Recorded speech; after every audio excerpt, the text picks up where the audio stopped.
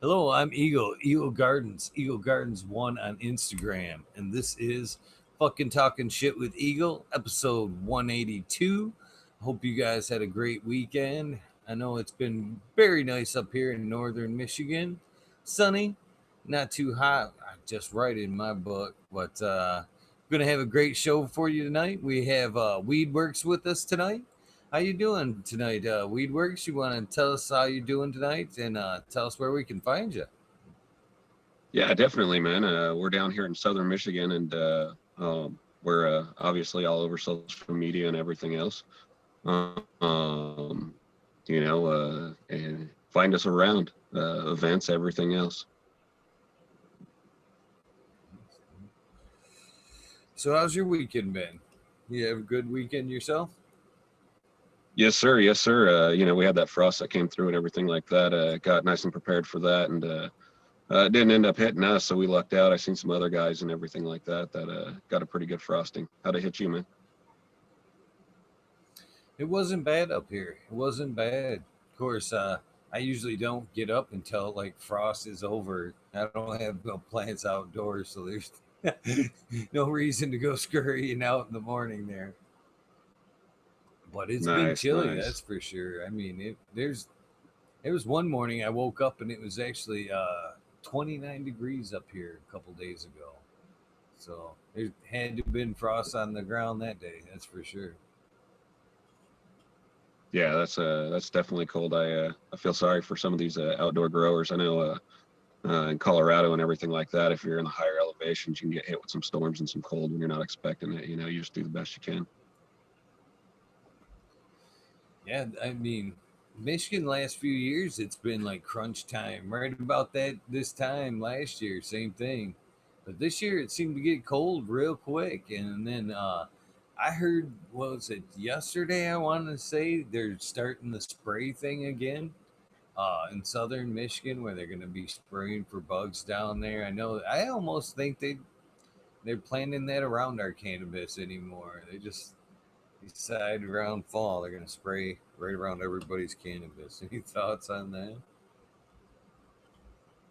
Yeah, I heard something about them spraying for EEE or something like that. We're in a greenhouse, so we can kind of shut it down. But I'm not sure what's in the makeup of all that stuff. So I definitely wouldn't want it around my plants and everything like that until I knew what was in it. Especially if I got a big outdoor grow going for hemp or cannabis or THC. Yeah, I definitely. They're suggesting, well, as far as any kind of plants going, they're suggesting you cover up your stuff. But man, it just seems unfair. I mean, Yeah, no, if you have acreage or something like that, there's no covering that up, and then you got to look at how far that stuff is going to carry in the wind, and also, if there's any breakdown to it, of what ratio it's going to break down, if it's going to break down at all. yeah, that's and a lot of people. That's a lot of people who don't want to pay the bill or have the fuss growing indoors. That's their whole year, right there. If they don't get out there and cover it or chop Yeah. before Oh, they get out and start spraying. well, even indoor, I mean, we used to live in a town where they go up and down spraying and everything like that, and we pulled the air in from the outside. So, even though it was filtered and everything like that, it wasn't filtered for that. It was just filtered for bugs and everything. So, when we'd see the lights come on, that they were spraying, we'd make sure all our inflow air was shut down.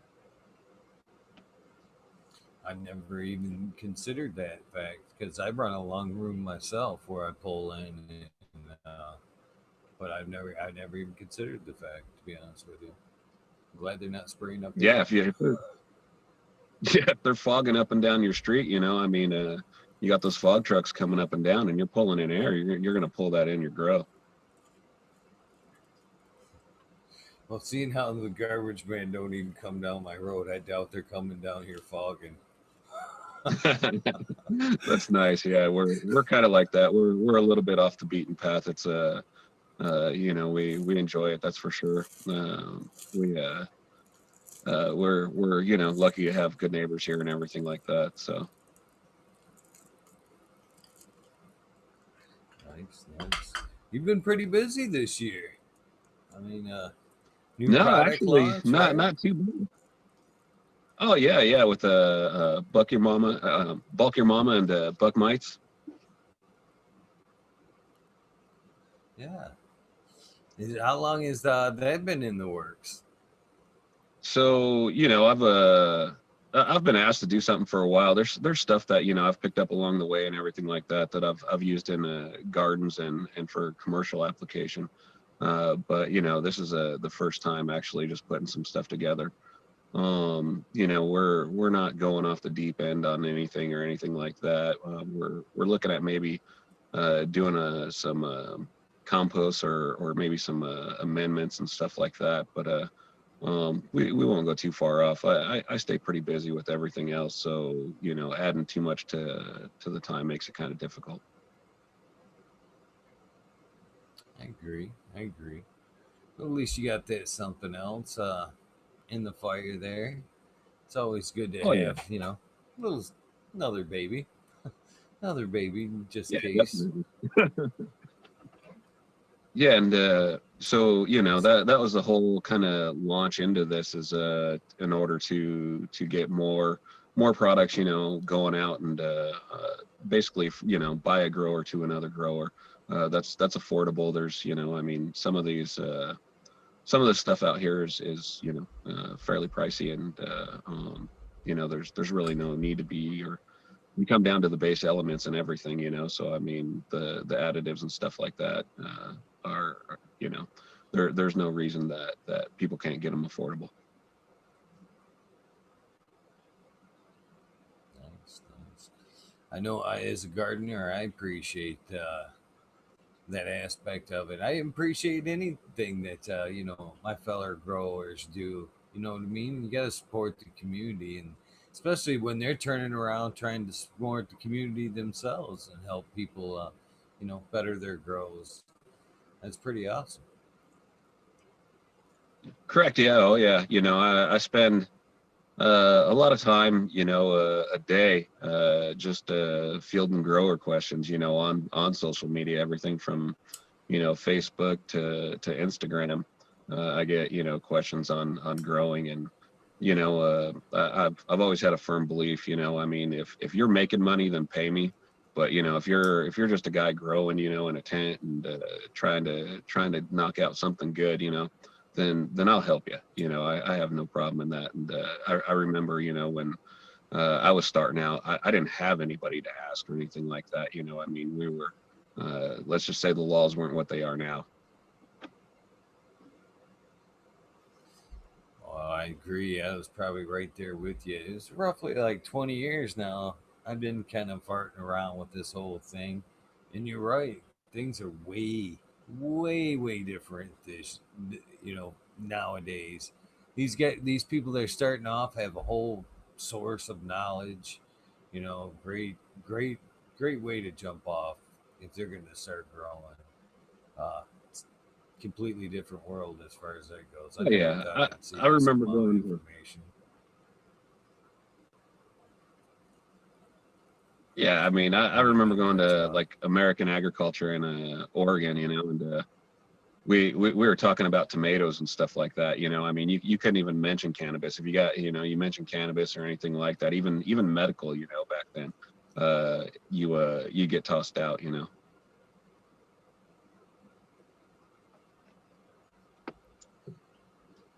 It's a shame. It's a shame because it's not like the effects of this thing have been hidden. You know what I mean? Even though the laws have been in place and we've been lied to, the research, it's past history and medical uses as well documented throughout history. It's just sad that at one point it was kind of shunned.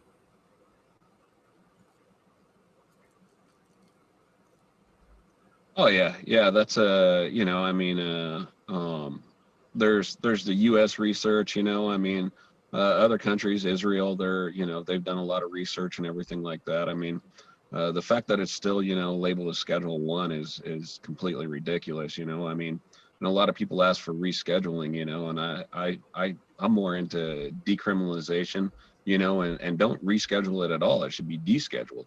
I mean, there shouldn't be any scheduling about it. So that's my view on that. I agree. I agree. You can't patent the plant, so why should you have to? Why should it be criminal to grow it? It's really nobody's right to it. It just grows wild with or without us. Why can't we utilize it like wheat, barley, trees, or anything else? I mean, it's going to coexist with us unless we go out of our way to ratify it to get rid of it completely, which would be silly. Might as well live with something that benefits us greatly. Correct. Oh yeah, I'd agree. I mean, I'd rather have a neighbor who's a pothead than a drunk. For sure. Uh, Funny enough, I think we have both. But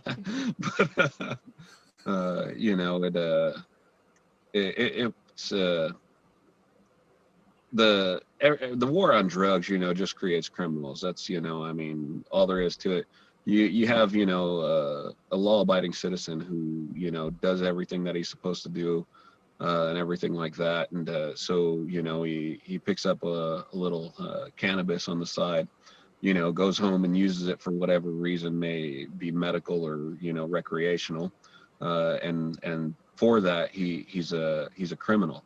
And yet, in the state of Michigan, Colorado, Washington, California, I mean, he's perfectly fine. But if he does it somewhere, and just over a state line, it's illegal. Yeah, it's insane. It is what it is. I mean, and the penalties from one place to the other could be quite steep, even at that.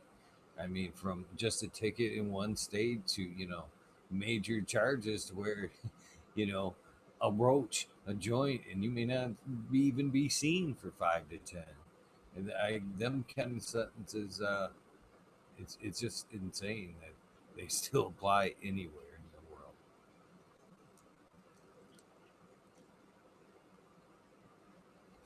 Yeah, that's for sure. I mean, So especially when you get into concentrates and stuff like that. They go ahead.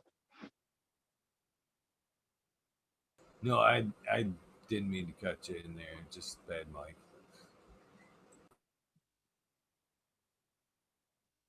No, no worries. But yeah, like I was saying, with the concentrates and stuff like that, a lot of people will break them down into oils and stuff like that. The concentrates are easier to carry with you. My wife suffers from epilepsy.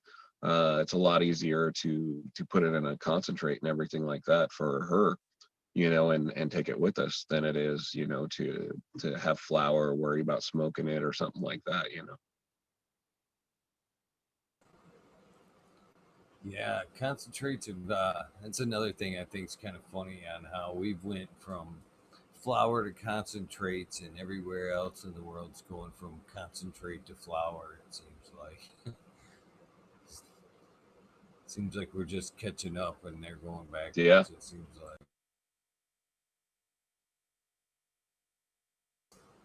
So, Yeah, if you I don't mean, mind me a lot of it, asking, if you don't mind telling, when did you? what's that? I'm sorry. Uh, I was just gonna ask you, when was your first experience with the cannabis plant? I mean, how did you get started on your path with cannabis?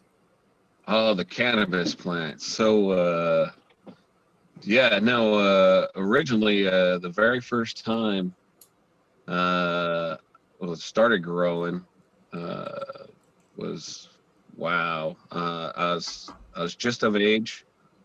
We grabbed a High Times magazine and, went down and got a money order and, filled out the money order and mailed it up to Canada. And we're scared the feds and everybody else were going to come knocking on our door. And lo and behold, some seeds came in the mail one day. That's where it all started. Nice. Nice. So, well, that was when the growth started. But when did you actually try the plant? I mean, tell me about your first experience with it. Oh, yeah. So the first time I ever tried it, me and a friend had smoked some of his older sister's weed, and that was my first experience getting high. I mean, we're playing a good old original NES Nintendo, and we I don't even back then I don't even know that we smoked it right. I mean, we smashed it all up. We didn't take nothing out, and it wasn't like it was today. I mean, it still had seeds in it and everything else, and so yeah, we crammed it in this metal pipe and went for it, but yeah, we definitely got stoned.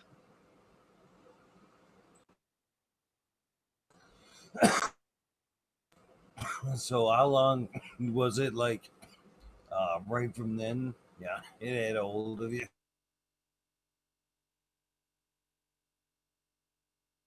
Excuse me. Were you Oh no, dedicated actually, I smoker didn't from that smoke moment? that much. The I don't no, I actually didn't smoke again until I was like 16, and it was with one of my friends' older brother. His their parents were fighting and everything like that. We went outside, and he was token up and handed me over the pipe, and I hit it, and then until after that, it was probably right about in my 20s. When I actually started growing, and that's when I started smoking as well.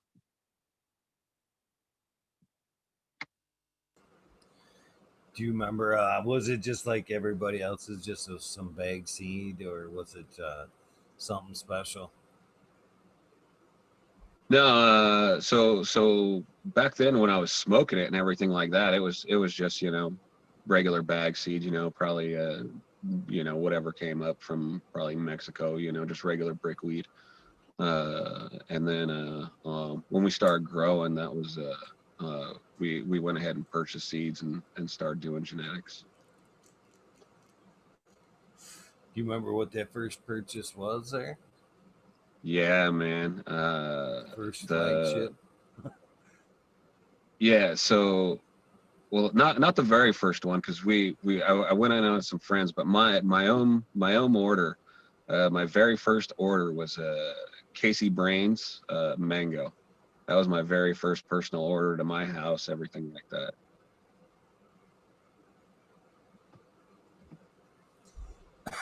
To your house. I remember that myself, first one I ordered to my house. I was right there with you. Scared shitless.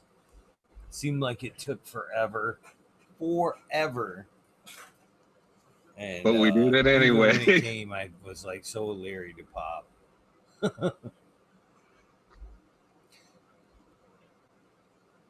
Yeah, the same thing.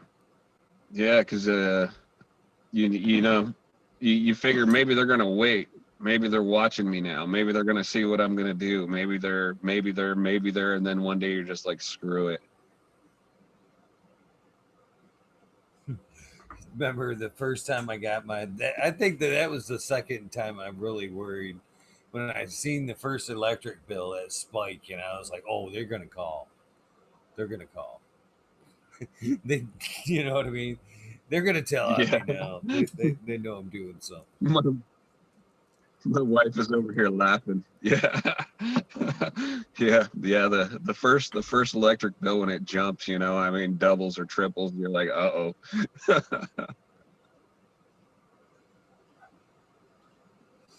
I remember when But the yeah, and first we had kids at conversation home too, so I had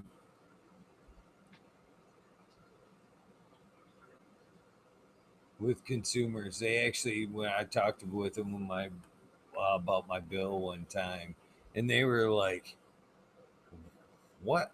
What are you doing there?" And I'm like, "Yeah, I heat with electric Everything's electric. Like water heater, electric dryer, electric. They're like, okay. Oh, we can. I was trying to get some deals because I was using so much, but in the end, they just give you a higher markup because you're using so much. They're like, yeah, it don't work like that. Yeah, heck yeah. I used to try to schedule them, PG&E in Oregon, and then XL Energy in Colorado. They got like on peak and off peak and all that stuff, and so we try to schedule it, for off peak times. I mean, we'd have certain pumps run at these times, and then the lights fire up, so they only overlap and on peak for so long and everything like that. Try to keep those bills down.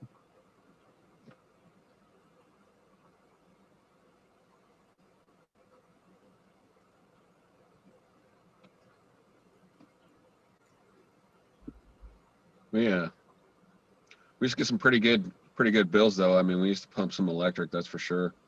Yeah, we're constantly, counting amps and everything like that, making sure our safety margins and everything were still in place. But I mean, with safety in mind, we'd run it, as high as we could. I've definitely been there too. Definitely been there as well. Another tip I have for most people like that, if you're counting amps and stuff like that, be leery of what's on the legs that you're running your lights on. You know, if you're running your grill, you don't necessarily want to be on the same leg as your dryer and your stove. You gotta be a little conscientious how your power is being drawn off of what side. Try to divide it up on them breakers a little bit. uh, I've been there too. Count my amps, that's for sure. Oh yeah, yeah, definitely. Not only that, but when you got your lights on, try not to run certain things, so that way you're not getting electrical spikes through your house too. I mean. Yeah, I agree. I was right there with you too. I actually still to this day flip from day and night to break up the cycle and draw. We run two different cycles, one at night, one during the day, just to limit the amount of electricity being drawn at one time.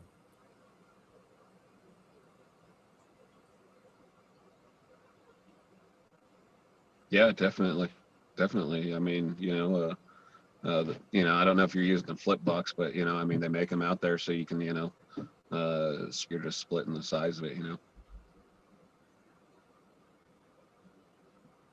No, I'm not, but it sounds like I might want to look into something like that. Yeah, that, and so house grows are not so bad if you have a basement and stuff like that. I mean, but when you're in apartments and stuff like that, you really have to be considerate. I mean, if you're running hydroponics or something like that, the last thing you want to do is flood your neighbor below you.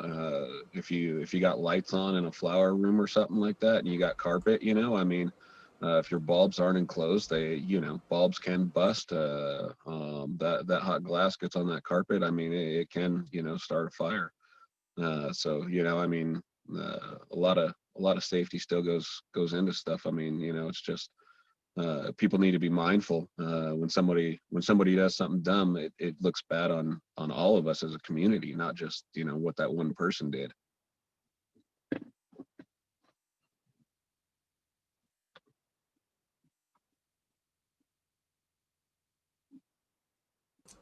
So, what did that first grow look like? What was the first? What was the first run line? Decent, hats definitely off to Casey Brains. That mango. I tell you what, I've sourced cuts of it, that people said that they had mango. It wasn't the mango, and I don't even know if if I ordered it from whoever today.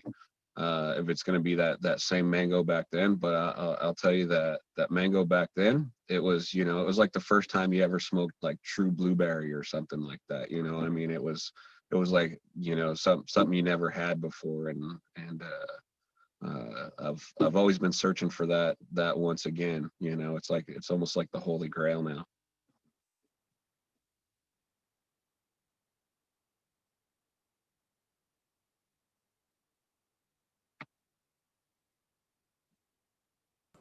Definitely a unique flavor profile for sure. Uh, how was the yields of it?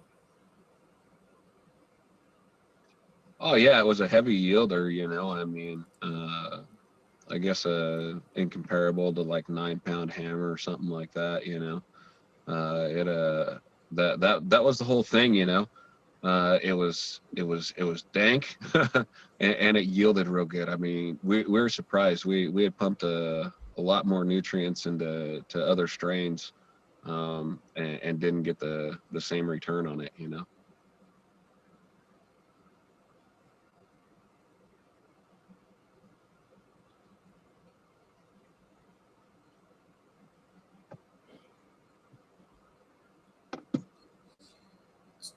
So what was besides the strain? Were you in soil? What kind of pots? What kind of light was that? I mean, let us in on that grow a little bit deeper. I mean, Oh yeah, no, that was a beginning grow, you know. I mean, so it wasn't nothing extravagant. We were running lights, you know, 400 watt lights that we had got out of a shop. You know, they had the old convertible ballast. They did like 400 and I think it was like a 480, 270, 220. But yeah, so anyway, we wired up a bunch of ballasts and stuff like that. They were like 5 gallon pots, you know, and just went for it, soil. You know, and it was just the regular old go down to your local nursery supply shop and grab topsoil, bring it back and amend it.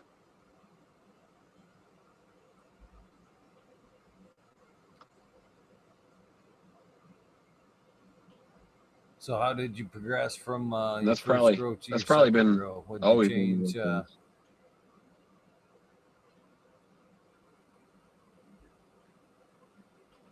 Oh, definitely. A lot started changing over the grows. You know, I mean, as you grow more, you know you meet more people and everything like that, more growers, and you pick up a little here, you pick up a little there. So, you know, I mean, the grow that I started at the beginning of this season, you know, my grow next year will be, you know, completely different from this grow. So, you know, I mean, you're constantly changing and updating to what's going on. I think probably the biggest changes I do is probably soil to hydroponics. You know, back and forth on that. You know, like I prefer to start plants hydroponically, and then you know even the soil plants, and then dump them off into soil. I just get a you know a faster root growth and everything like that. You know, in an arrow cloner, getting root structure down, and then I'll even put those ones into soil.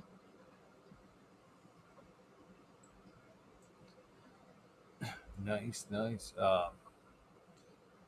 So do you do a little bit both indoors and outdoors? It sounded like you had you're mainly outdoors currently.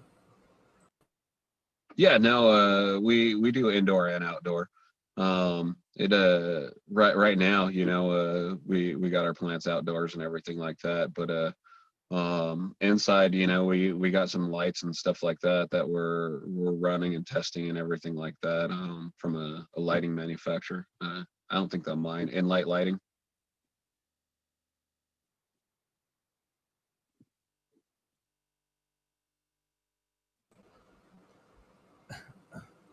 So I mean, how long from when you started? I mean, actually, it sounded like when you first started growing it, probably was still on the recreational fun side.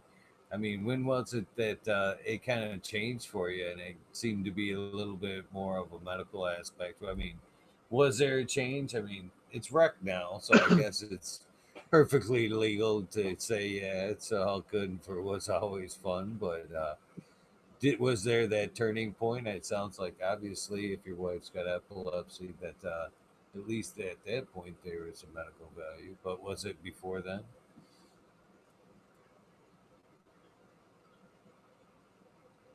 Yeah, no, so the big turning point was exactly like you said with my wife's epilepsy. Before I had grown the plant, it was fun. I had grown with, various growers. Some of those guys, hold cups and everything like that. So, I learned a lot in growing. And then when I got real serious about it though, and started really researching the plant was when I started wanting to know more about how it would help with epilepsy and my wife's seizures. And that's when I really got serious about it. That's when I, started testing and everything like that. As actual a tester in a laboratory, I started learning about the plant, its makeup and everything like that. And because well, at the end of the day, I want to do everything I can to help my wife. And I mean, even to this day, if I got a couple hours, I'm constantly researching. I mean, my days are 16 plus hours long, and I'll always find some time in there to continue my research on cannabis and epilepsy.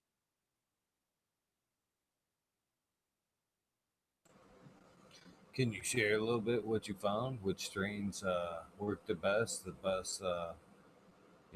methods in dealing with it? Yeah, so for so my wife is status epileptic, and what that is her seizures. She has a tonic clonic, which are basically grand mal seizures. That the problem with hers are they don't stop, and that's the issue. Is that one seizure can last 15 minutes or more, and it can become life threatening. She's been in the ICU and everything like that for them, and so far, we've found that a high dose of CBD, but also it seems that THC, along with that CBD, is a contributing factor, a key contributing factor. And right now you're what two? Well, it's 100 milligrams. 100 milligrams with whatever I smoke. Yeah. So she for her CBD, Four she does times a a day. 100 milligrams for 6 times a day, Yeah, six times a every day. 4 hours. Every Yeah. 4 hours. So 6 times, so 600 milligrams of CBD a day, and then also with the THC that she smokes and everything like that. So, but if she goes without smoking THC, then we'll notice because the CBD doesn't always kick in. Another thing is that on the CBD side, we find that a full spectrum is key because if we go with like a CBD isolate or something like that, it doesn't have the same effect. So it's definitely having a full spectrum CBD and along with the THC mixture.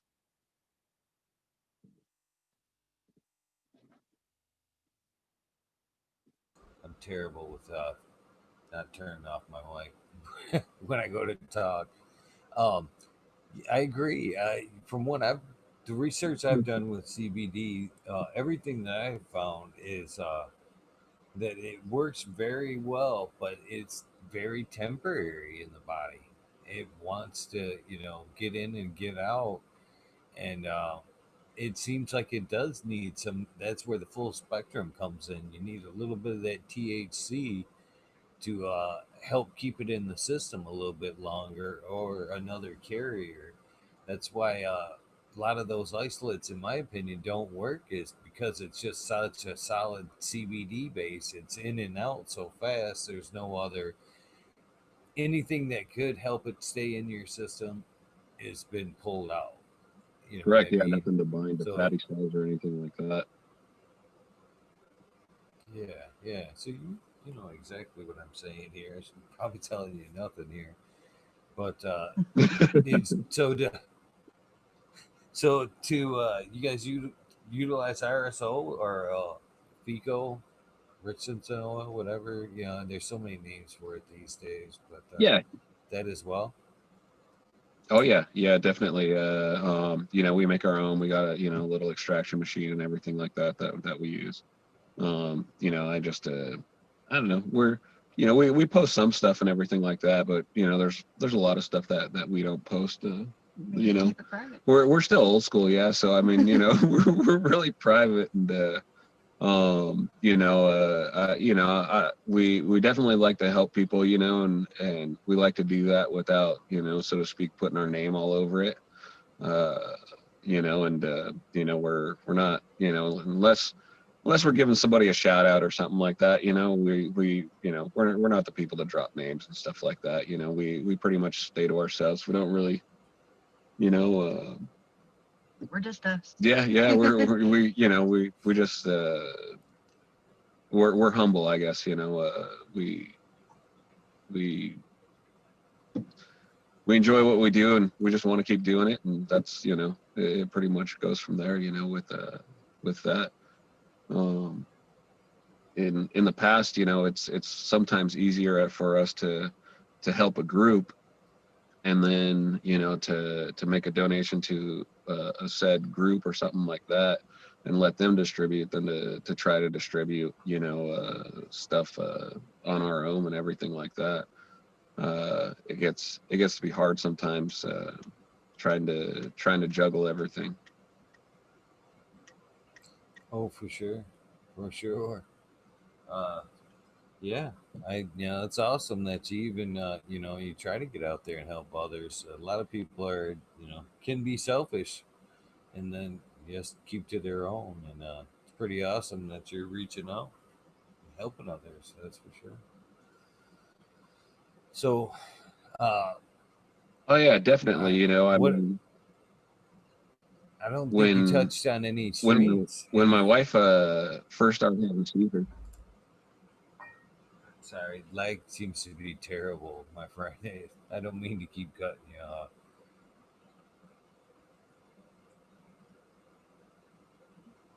No worries. Yeah. No, when my wife first started having seizures and everything like that, you know, it was tough because we still had kids at home and everything like that, and at that time, I wasn't in an area I could grow, you know, and so we had to use dispensaries and stuff like that. And I tell you, you know, it was expensive. And here we are, you know, trying to pay a mortgage, trying to, you know, insurance, food on the table, stuff for the kids, and you know, here we're trying to afford medicine that, you know, that no insurance covers, you know, and so that it put us in a really hard spot. And so from that day, you know, when we were able to start growing, we started growing, and you know, we can only use so much, and you know, we so you know, that's why we've just uh, you know, that was the whole thing behind Weedworxs, is that we just wanted to give it away, you know, but we couldn't give it away, so to speak, up under our names, you know. So we were sitting around and talking to another friend, and you know, anyway, came up with Weedworxs and everything, and so that's where we started giving it away at. uh, Colorado had just become recreational. So with the recreational, it allowed us to not just give it away to medical patients, but we could give it away to anybody over 21 or anybody over 18 with a medical card.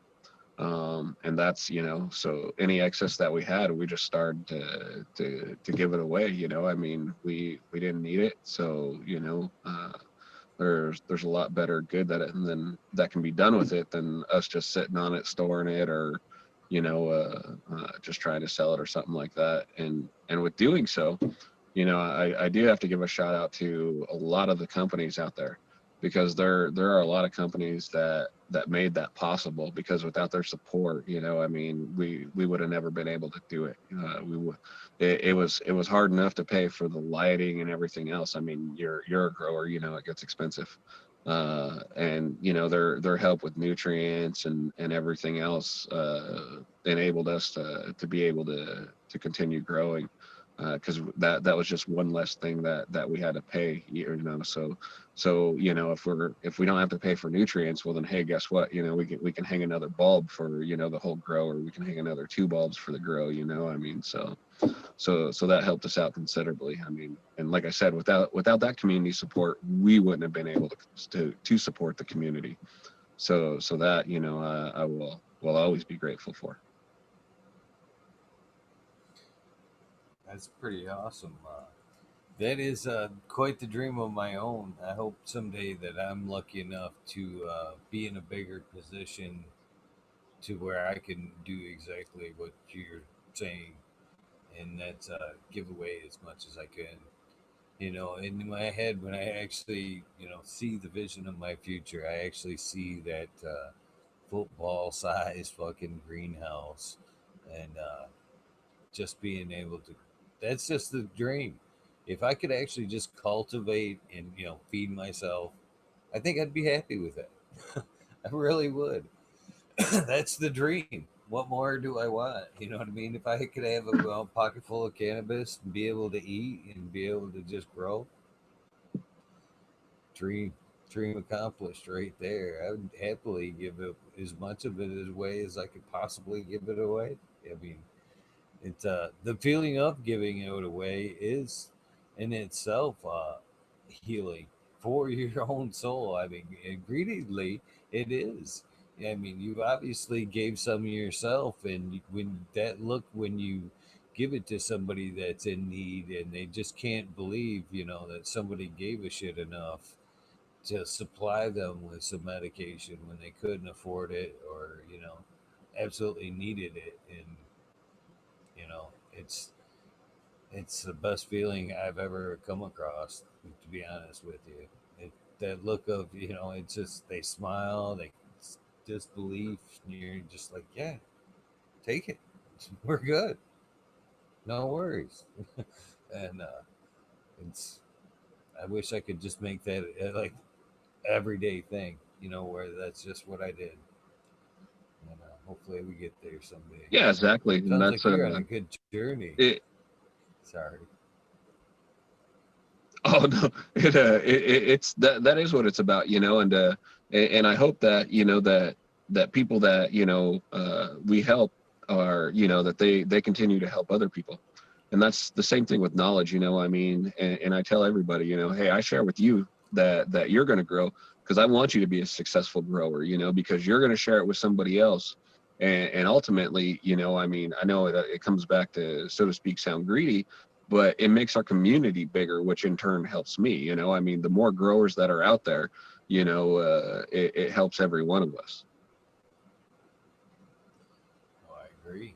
Overgrow, overgrow.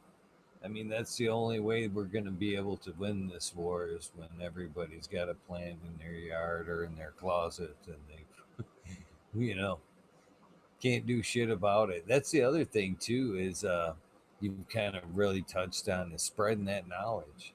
The quicker that we can spread the knowledge before they can change their minds, the better. The better. We have to plant the seed of knowledge all in itself to help get push this thing forward.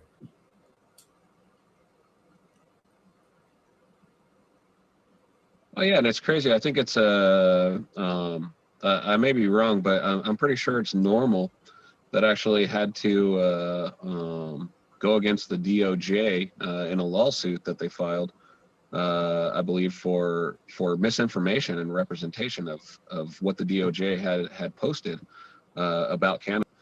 I mean, when you have to fight that kind of mentality, I mean, it kind of goes to show of what the cannabis community is up against. I mean, there's been a long history of keeping it, behind closed doors and doing this and just flat out blatant lies about what the effects of cannabis are, and there's been so much misinformation that I mean, they spread one lie, and it takes us, for forever to turn that lie around, because so many people have already believed that lie, and that's where some of the problem is, especially, I see, like, in, so to speak, my parents' generation.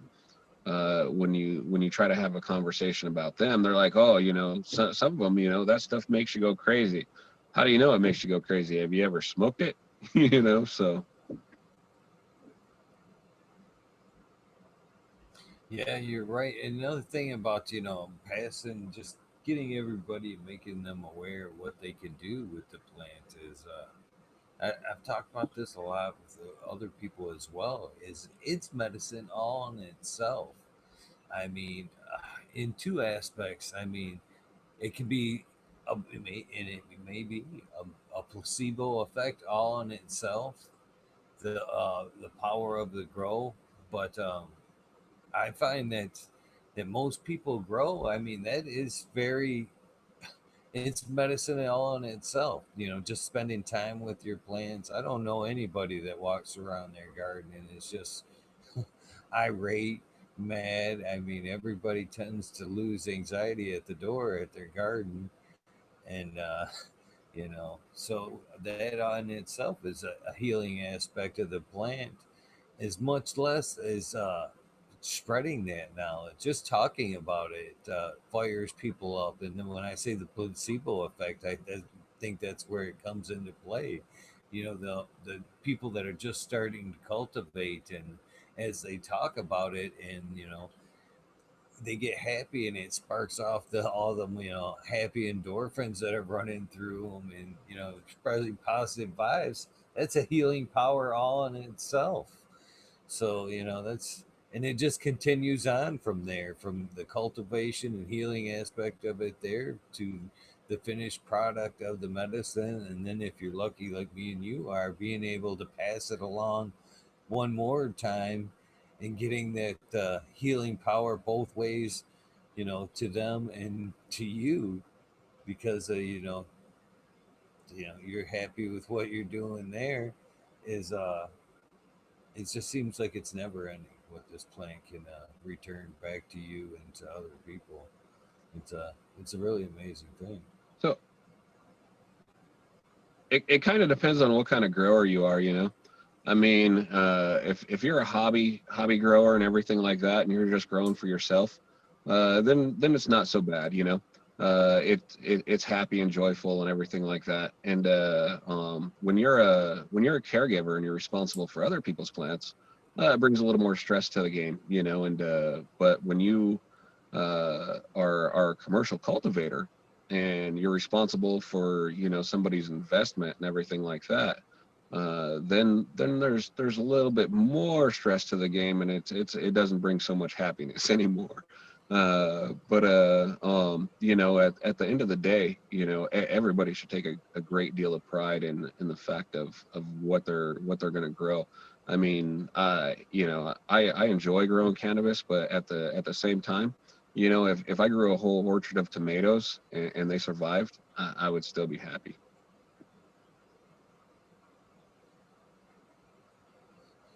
Well, that's one of the things too. You've kind of mentioned there, as you scale up, scale up, scale up. It tends to be the money that sours it. You can see them people at the clubs now, as you or back then, last few years, if you're lucky enough to do it now, as a caregiver, uh, you could always see the difference then.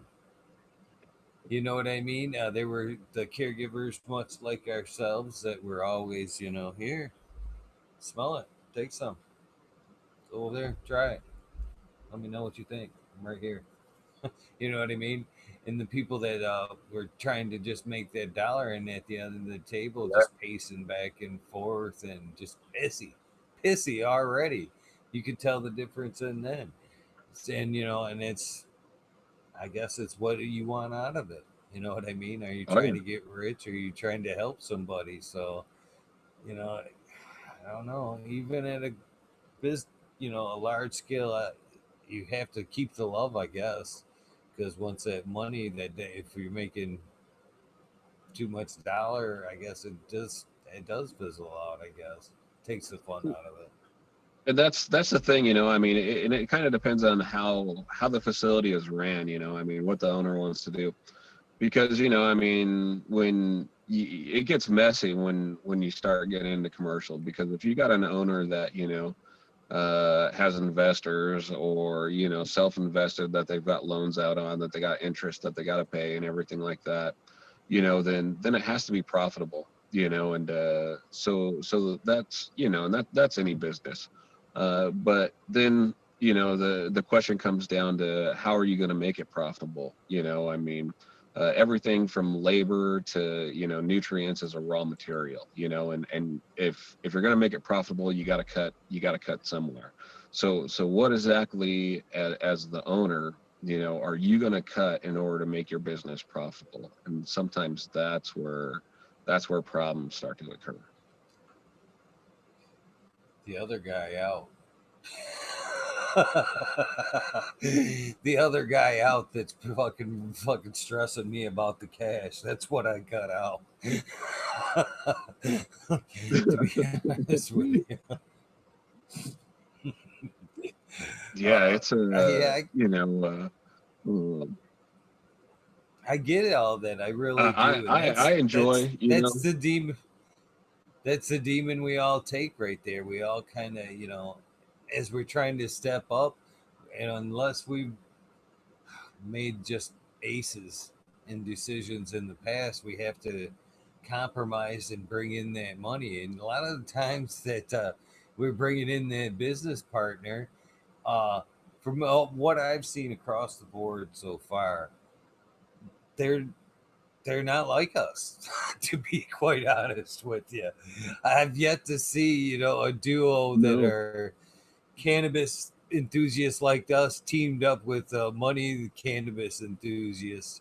It's usually people like us and then people that don't use the plant, and it's just a number to them, and we're just like, ugh, back and forth. It's not a good situation. It'd be nice if, and I think more lively if we could just kind of come up with ourselves instead of having to bring in the other guy. That's for sure. And it'd be nicer Oh, if yeah, we could yeah, swing the deal to where when we got our foot up, instead of them kicking us out, we kick them out. Thank you very much. Here's a little bit extra. Show your way to the door. Not them running us out and trying to get somebody else in there. That seems to be the mile. yeah. That's what I've seen a lot of. You know, I mean, and you know, I mean, obviously we've, you know, had our issues with some people in the industry, you know, that don't necessarily, how do I say it, uh we've mixed friendship and business, and that hasn't always been a good practice for us. I'll leave it at that. Oh yeah, I can believe that. I've tried business ventures, not even cannabis related, in the past. Uh, Many business ventures, construction, and other businesses, and just it never seems to end well for me. It's just like at some point somebody thinks that the others getting the better end of the deal, and it just seems to be tough. Get it in writing is what I have to say. Yeah, definitely. You know, I mean, I'm big on contracts. You know, that's my biggest thing, and it seems like, you know, where my mistakes with friends were is that I didn't do a damn contract. You know, and every business deal that I've done, that I've had a contract with, I've never had any problems. Everybody knows what's expected of everybody. Everybody sticks to the game plan. Everybody makes money. Everybody's happy in the end. You know, it's the ones where you didn't go into it with a contract. You trust this person. Hey, they said that they're going to do this. They're going to hold up to that, or they think that their job's harder than yours, or whatever it may be, and the agreements start souring, and there's no contract to fall back onto, and that's where shit goes south. Right on. Yeah, it just I don't know. It just seems if to get it in writing seems to be the best route. That's for sure. Right off the get, just like you said, so everybody knows right where they stand. In the end, though, I'm gonna try my damnedest Oh yeah. to go at it until I fall. When I'm face down and I have to put that one hand up to go, Yeah. okay, I can't do it.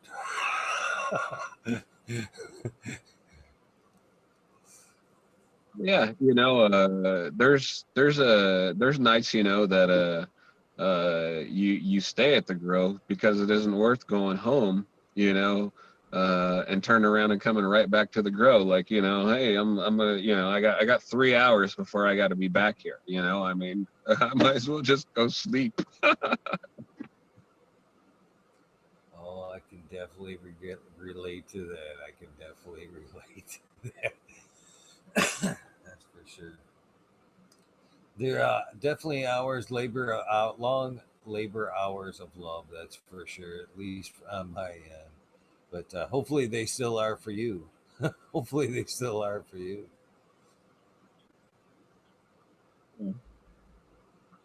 Oh yeah, yeah, yeah. I mean, we have a lot of fun, I love gardening with my wife, you know.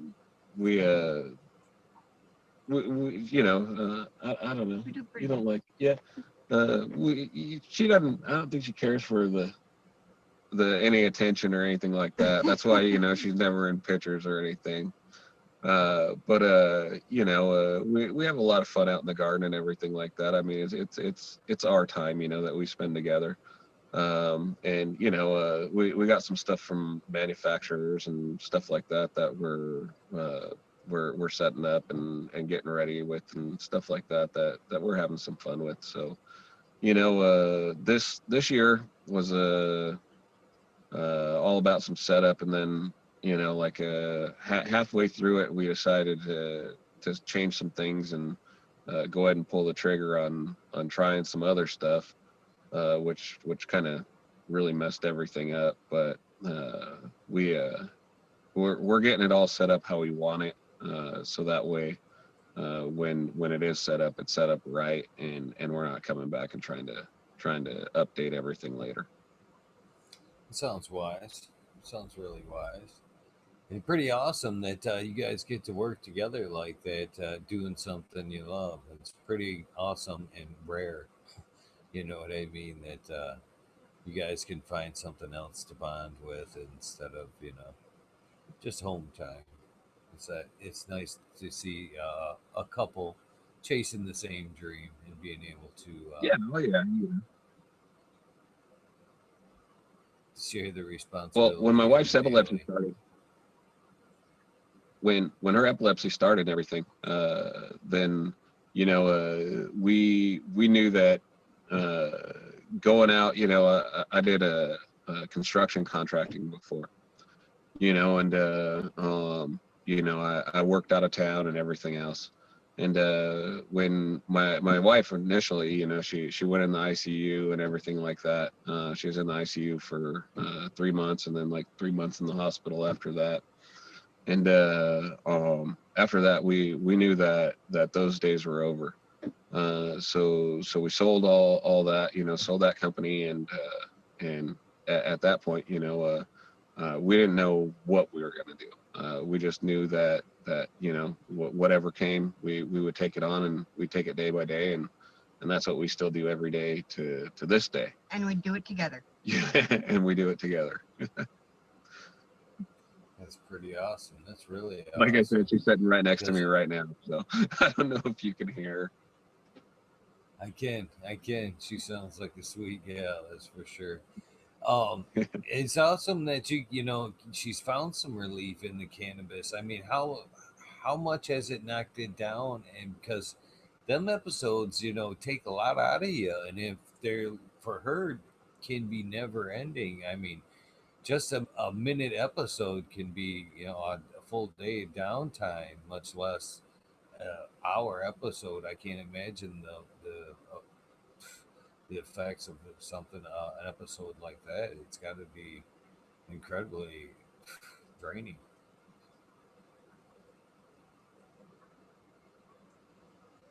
Yeah, so usually about 3 days to a week, on a big episode, and so her seizures, she's never stopped having seizures, and she still has petty malls,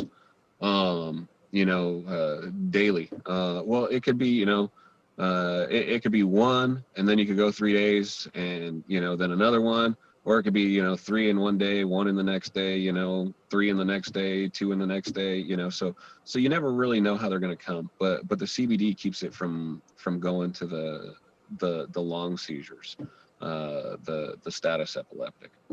And that's the key there, and that's when she gets in those life-threatening seizures.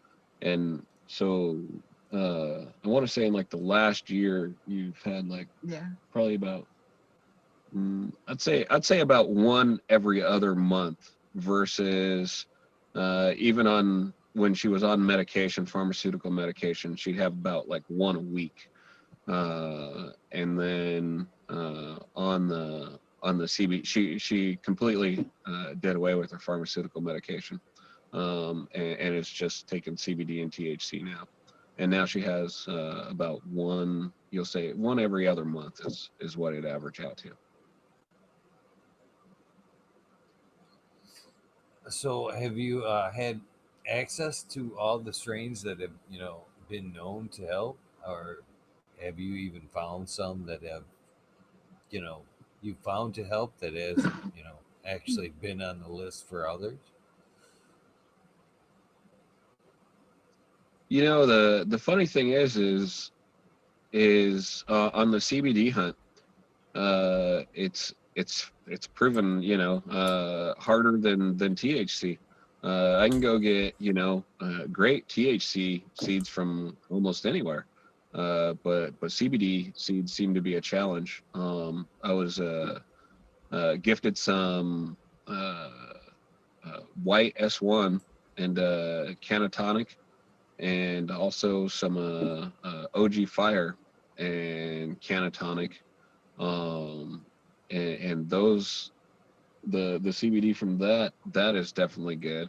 But finding like real Harlequin, what else? ACDC, all that stuff. Even critical CBD, some of that stuff is harder. Like I didn't when we moved from Colorado out here. I didn't want to bring anything, even like some genetics that we had. I had them go a different route so that way we weren't actually transporting anything. And so I didn't think that CBD would actually be that difficult out here to get. I figured, you can just go down to any shop and get it, just kind of like Colorado, and that's not the case. We I seen some CBD plants that were semi close, but after looking at them and everything like that, they well, one, they weren't worth the price, and two, I mean, they wasn't healthy. That's bottom line. It's tragic. That really is because I don't know what your thoughts are on like the CBD oil market, but as far as I'm concerned, that shit's snake oil. You know what I mean? For the most part, what's being sold out there in the masses, I believe that people that really need the help should have access to flour that they can turn into their own oil. Good strains we've found that do work and they can actually process their own oil into a more beneficial product than what is available at every gas station, Walmart now. I mean, it just every time I'm standing in a line and I look behind the counter and I see CBD. I'm like, oh, as a cannabis activist, I cringe every time I see it because I honestly don't see healing there. I see a disappointed person that's gonna walk away and go, CBD doesn't work. Is what I see when I see that package behind the counter at the gas station and everywhere else. And it's far from the truth. I mean, it's just quality of the matter. It's tragic that, Correct. It's all about the they're. marketing.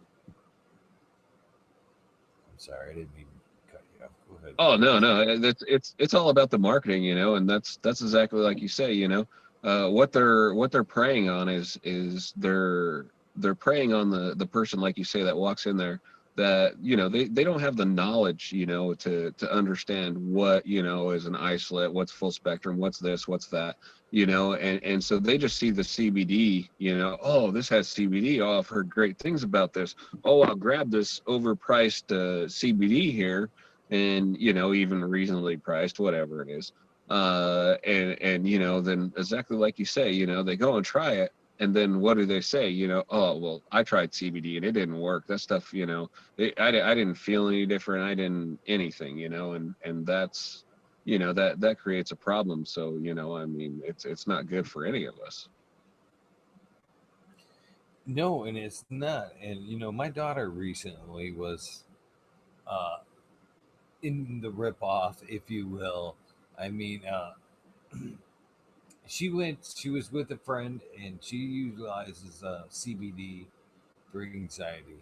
She had an episode a couple years back, car accident, and they gave her PTSD, and so she utilizes CBD for that reason. And she wasn't home, and for some reason she wandered into, again, a tobacco shop, and what they sold her all made me so angry. I was so mad. I was like, Lex, how come you didn't just wait until we could, I could get you some, or we could go together, or whatever. You know what they sold her? I mean, what they sold her was nothing more than preposterous. I mean, really. I mean, really. Uh, it said it was, they sold her a refillable cartridge. Uh, so they ended up selling her the whole battery, the cartridge, and then they sold her some juice basically, and it said 500 milligrams on it. And so she thought she was like, because of numbers, she thought, oh, okay, that isn't bad or whatever. But she never scaled volume. You know what I'm saying? So Yeah. they talked her into buying this refillable thing, and in that is 500 milligrams. So it isn't like a cartridge that is like 500 milligrams. Now she's making what, 30? I think I figured out. I tried to scale down the numbers. I figured you could make at least 30 of these carts for this, so it was 50, 50 or 500 milligrams spaced out into the 30 carts there. So it would have been worthless every hit she ever took. You know what I mean? And here is, they're just some kid behind the counter. Oh yeah, this is exactly what you need. Here, you can, good deal right here. Absolutely useless.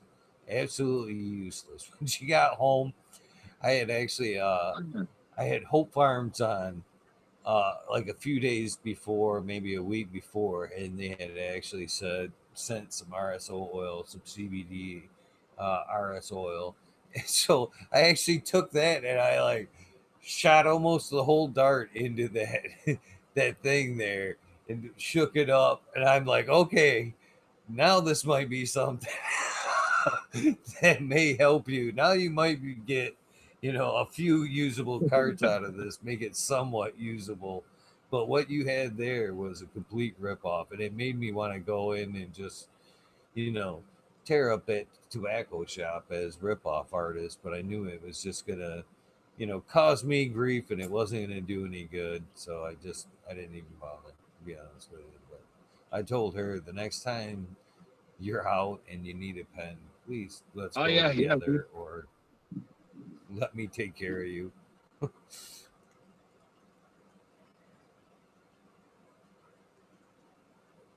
We we've been in dispensaries, with the same thing.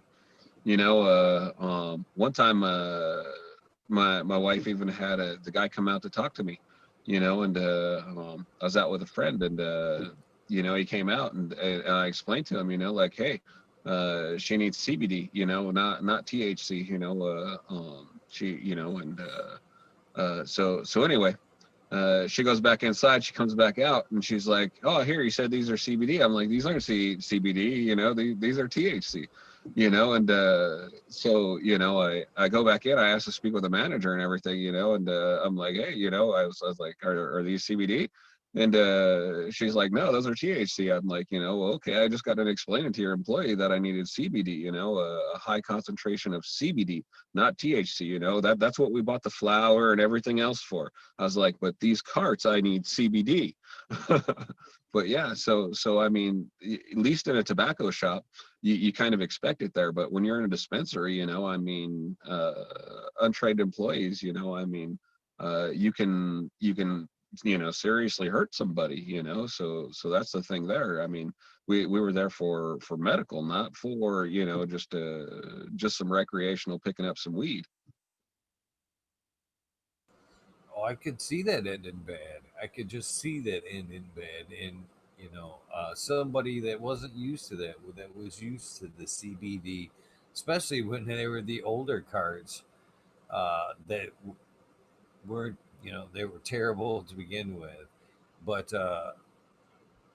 where they I was bitching about that the other day. The cards, I don't know if it was the badness in the cards before, but they actually seemed to be better back when they were bad than the ones I've had of late, and seemed to be pretty shitty as far as buzz goes. So I'm wondering if it was the bad shit that actually gave the buzz before. But um, Make your own. hopefully, there you go, there you go. Just make But your own carts. Just buy the refills and just make your own. probably a wise choice there. But what I'm saying there is, back before the older ones, and I'm like, I can't even vouch for any of the ones I've had lately, which are only a couple, to be honest with you, recently. But the older ones used to be really heady. You know what I mean? It almost could cause anxiety. I have seen the old cards cause anxiety in people. So if you know that you're that type of person where you're just expecting CBD and you're taking it for anxiety, like my daughter, and you're in public and you go to hit that THC and you're unaware and it just sends your anxiety through the roof, yeah, that could be a terrible thing just from somebody. And it almost, like you say, would almost unwittingly, if you didn't know where your mistake lied, might just turn you off.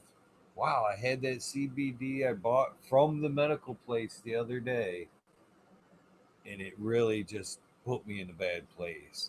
And not realizing you just had, like you said in your case, a whole dose of THC, and that was the problem. And it just, Yeah, it's exactly. sad. It's sad. And that's what it was, and because he gave her a bunch of the things with the battery, and I'm like, well, what the hell is this? They're all, and they she's like, well that's all they, he said that's all that they have. I was like, wait, no, this can't be right, and I hate to say it, because I liked the place since then. It was just that one employee, and after that incident, I never seen him there again. So uh um but and I'm actually friends with somebody else from there, but I never asked what happened to him. But so the thing is with that one guy, I broke down everything for him. So he knew. I think he knew exactly what he was doing. Honestly, I think he just tried to upsell my wife, and that's the whole thing there. And I mean, I don't want to sound like an ass or anything like that, but hey, if I can tell this That's lady 10 even carts, worse. with disposable batteries, and but yeah, so that was the thing there is I wasn't happy about it. In my opinion, that's even worse to know that what that you're doing and then just do it to upsell is even worse. To be honest with Oh you. yeah, yeah, because she explained it to him. Then, like I said, he came out to me, and I specifically explained it to him. I was like, hey, we need, because that's what he's saying. Well, we got these 1-to-1s and everything like that. I was like, no, I called ahead of time. I was like, and you guys told me that you had the CBD cards, the pure CBD cards. I was like, and so we want some of them, and at the same time, we're also picking up, flour, but not CBD flour, THC flour. And I think, I don't know, she bought like some wax and some other shit. And so I was like, yeah, but on those carts, we need CBD on those. And so yeah, when she came out with all the little disposables, and everything like that, I'm like, wait, hold on, nah, this isn't CBD. So yeah, and so Well, we I went hope. back, and I mean, they were real good about it, because they took them back and everything like that. And we hadn't left the parking lot. I mean, I went right back in there. And I like I said, I asked for the manager, spoke with her and everything like that, and she got it taken care of. We dealt with somebody else that day. And and like I said, I never seen that guy there after that again. And the guy that we dealt with that day, we're still friends outside of the store and stuff like that. So I mean, bad situation into a good. Nice, nice. At least you weren't soured on the place altogether, and they did take care of you. That says a lot about the business, anyway. And hopefully, furthermore, in the future, that just gave them another counseling point with the new employees. Hey, we don't do this around here. Just a heads up. Enjoy your job. You know what I mean? Yeah, yeah, exactly. I mean, if you enjoy your job, I mean, that's one thing. And with a business wise, I mean, I've ran a business. I mean, you can do your best to make sure that you have good employees, but not all of them are going to act right. And so when the customer lets you know that something's going on, then as long as you address it and stuff like that, you really can't fault the business. It's when, like, you take them, something like that, and nothing happens. That's when you fault the business. I definitely have had a few businesses of my own, and I firmly agree. A small sale of a satisfied customer can be a bigger sale and overall than a large sale and somebody that just walked away like whatever. They may not come back, but that satisfied customer that feels satisfied about the product they got and the experience they had will tell a friend and they'll be back for more sales. And that in the end is better business. Yeah. Oh yeah, yeah. Word of mouth advertising is the best advertising you can get. I mean, it's not off of TV or something like that. I mean, when you have neighbors talking and friends talking and everything like that, that type of advertising is going to go a lot further, and get you a lot more doors open. Oh, for sure. So I'm just curious. I mean, it sounds like you had a little bit of love for growing before you started down the cannabis field. Am I wrong in assuming that? Or was it the love of cannabis that took you deeper down the rabbit hole of growing? Oh no, no, yeah, no. It so starting to grow and everything like that. It was you had to find a connect and everything like that. I mean, like I was saying earlier, it wasn't like it was now. So I mean, it was just easier to like, heck, I can grow this garden, and I don't have to tell anybody about it.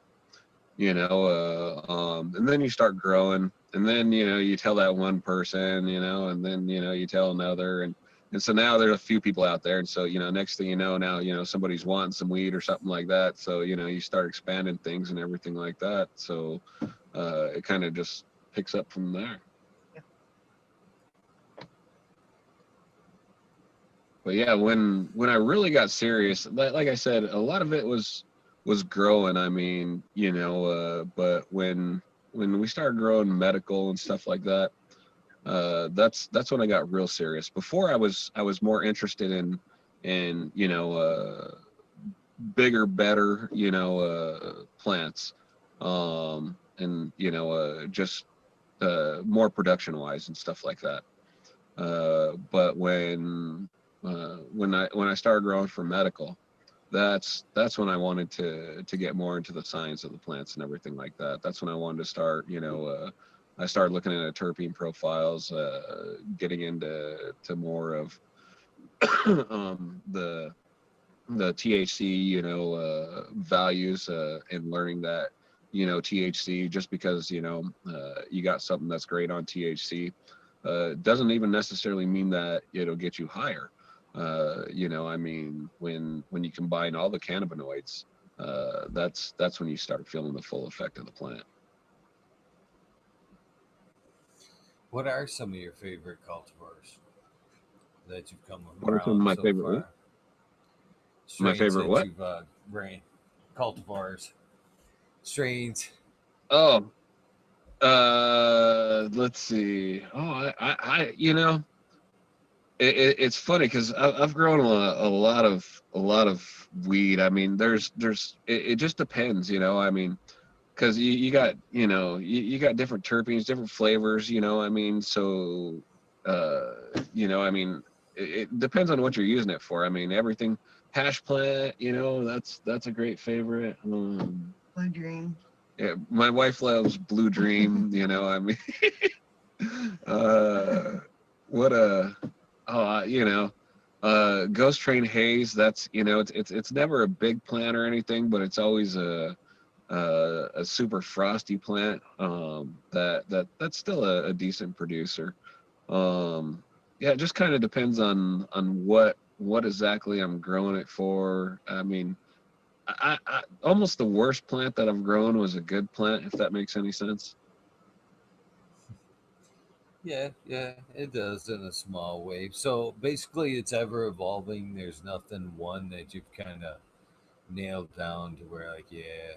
Or how about just a flavor profile in general? I mean, is there a certain, you know, do you like the pines? Do you like fruits? Do you like lemons? I mean, So my fuel. my favorite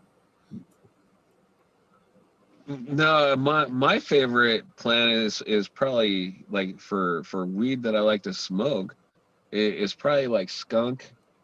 Um, and my what I'm looking for is I don't know if you've ever had any or if you remember it. But I'm constantly sorting genetics and everything like that. Always looking for some creeper. I don't know if you remember like the old creeper weed and shit. I mean, but you'd smoke it, and that shit hit you like 30 minutes and it hit you pretty hard. Uh, but as far as pineapple chunk, um, I like that was pretty that one's a fun one to grow. It takes a lot of abuse, um, and it always turns out nice at the end. Um, yeah, I can't. I'm always trying different stuff, and breeding stuff back and forth. So I can't really say that I have a favorite, like one favorite. There's some plants that taste better that but yet other ones get you higher. It's Yeah, so I can't say that I have one favorite that stands out more than the rest. I pretty much I like everything. Sour diesel, uh that's another one that we have genetics for that. It's it's a really hardy plant too. I mean, and a good producer. Um, Heck, I don't know. We got a box full of boxes full of genetics, and uh, we take seeds out and pop them and we'll run them and everything like that. sometimes we'll hold on to mother plants. Other times, we won't. We'll just put them back to seed, or seed out a branch or something, and collect some seeds from it to run again later. If we have something, male or something that we want to pollinate with, then we might reach into the pollen bin or something like that and pull out some pollen to pollinate it and run those at a later date too. So. Boy, it made me laugh when you said the creepers. I haven't heard the creepers in a while. I haven't even heard the term creeper in a while, to be honest with you. And man, takes me back. In fact, I'm glad that I actually haven't had my hands on some creeper lately because these days I'm a heavy freaking smoker. I could just see putting away one of these and just be because I had the tendency to just keep going. I don't need something that's just gonna annihilate me in a half hour. I like to smoke until I'm like, I know I'm fucked up, and just go, okay, I'm done for a minute. Oh man, Yeah, I'm glad they aren't. that's Jack, here, I even have old go ahead, Eagle. Jack Greenstock in chat here was saying TK91 is a creeper. Just throwing that out there if you're looking for one. He's saying that one is. But what were you saying there? I mean, what you remember the creepers too? What were some of your experience with getting tore up on the creepers? Been about everywhere. I showed up at a wedding with the not my own wedding, but yeah, now showed up at a friend's wedding and everything like that. We smoked and smoked and like, yeah, all right, nope, that's not it, and but yeah,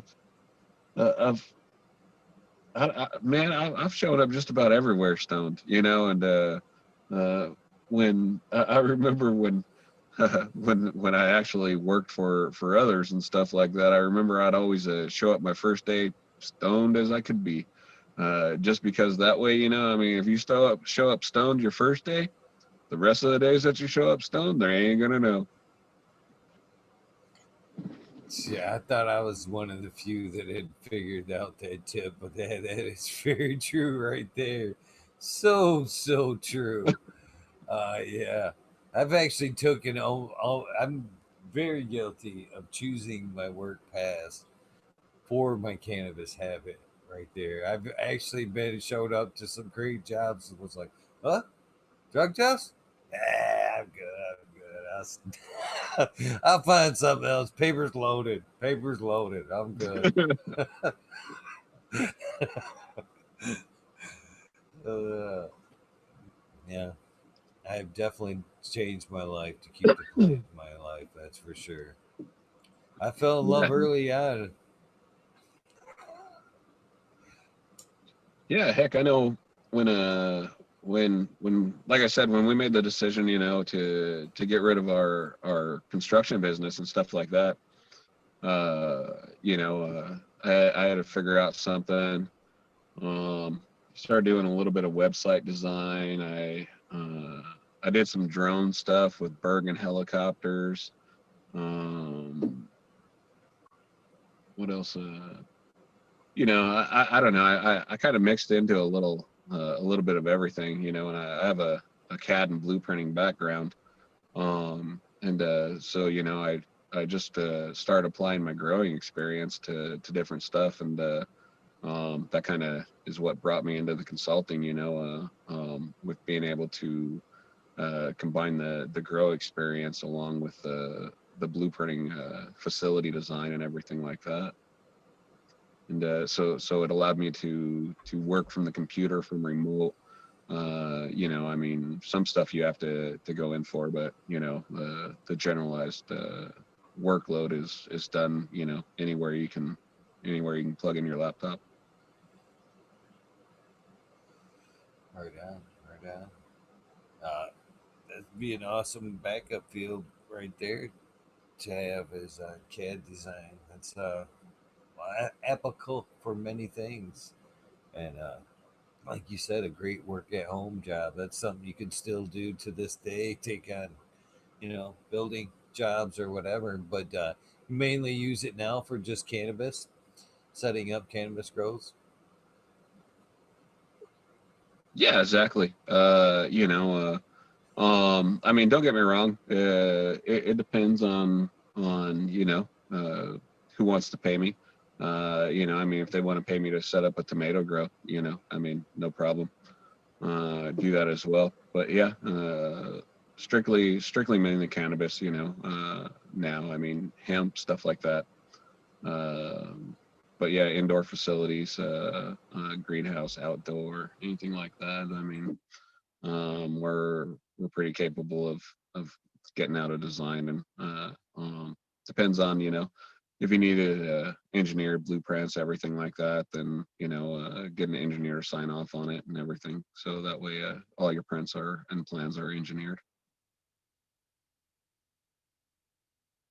That brings me up to an interesting aspect and question there. I've never even considered there, since cultivation of hemp is legal here in Michigan and fairly easy to get licensing.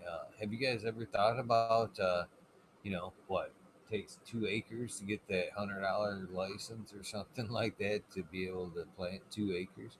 Have you ever thought about cultivating hemp, your own hemp for your CBD purposes, and then just using your medical plants for, THC needs, straight up THC? Yeah, so we looked at the Farm Bill Act, but you need your 2 acres to actually be of land. And where we sit, we have it's like 1.33 of land and then water. So we're under the 2 acre mark, but we have thought looking into possibly like leasing or something like that, and then applying for the Farm Bill. There's quite a bit of field property around us, where we're at here. So I don't think it'd be too much of a problem. I mean, we got pretty good neighbors and stuff like that. Like I said, and we're surrounded by quite a bit of open area.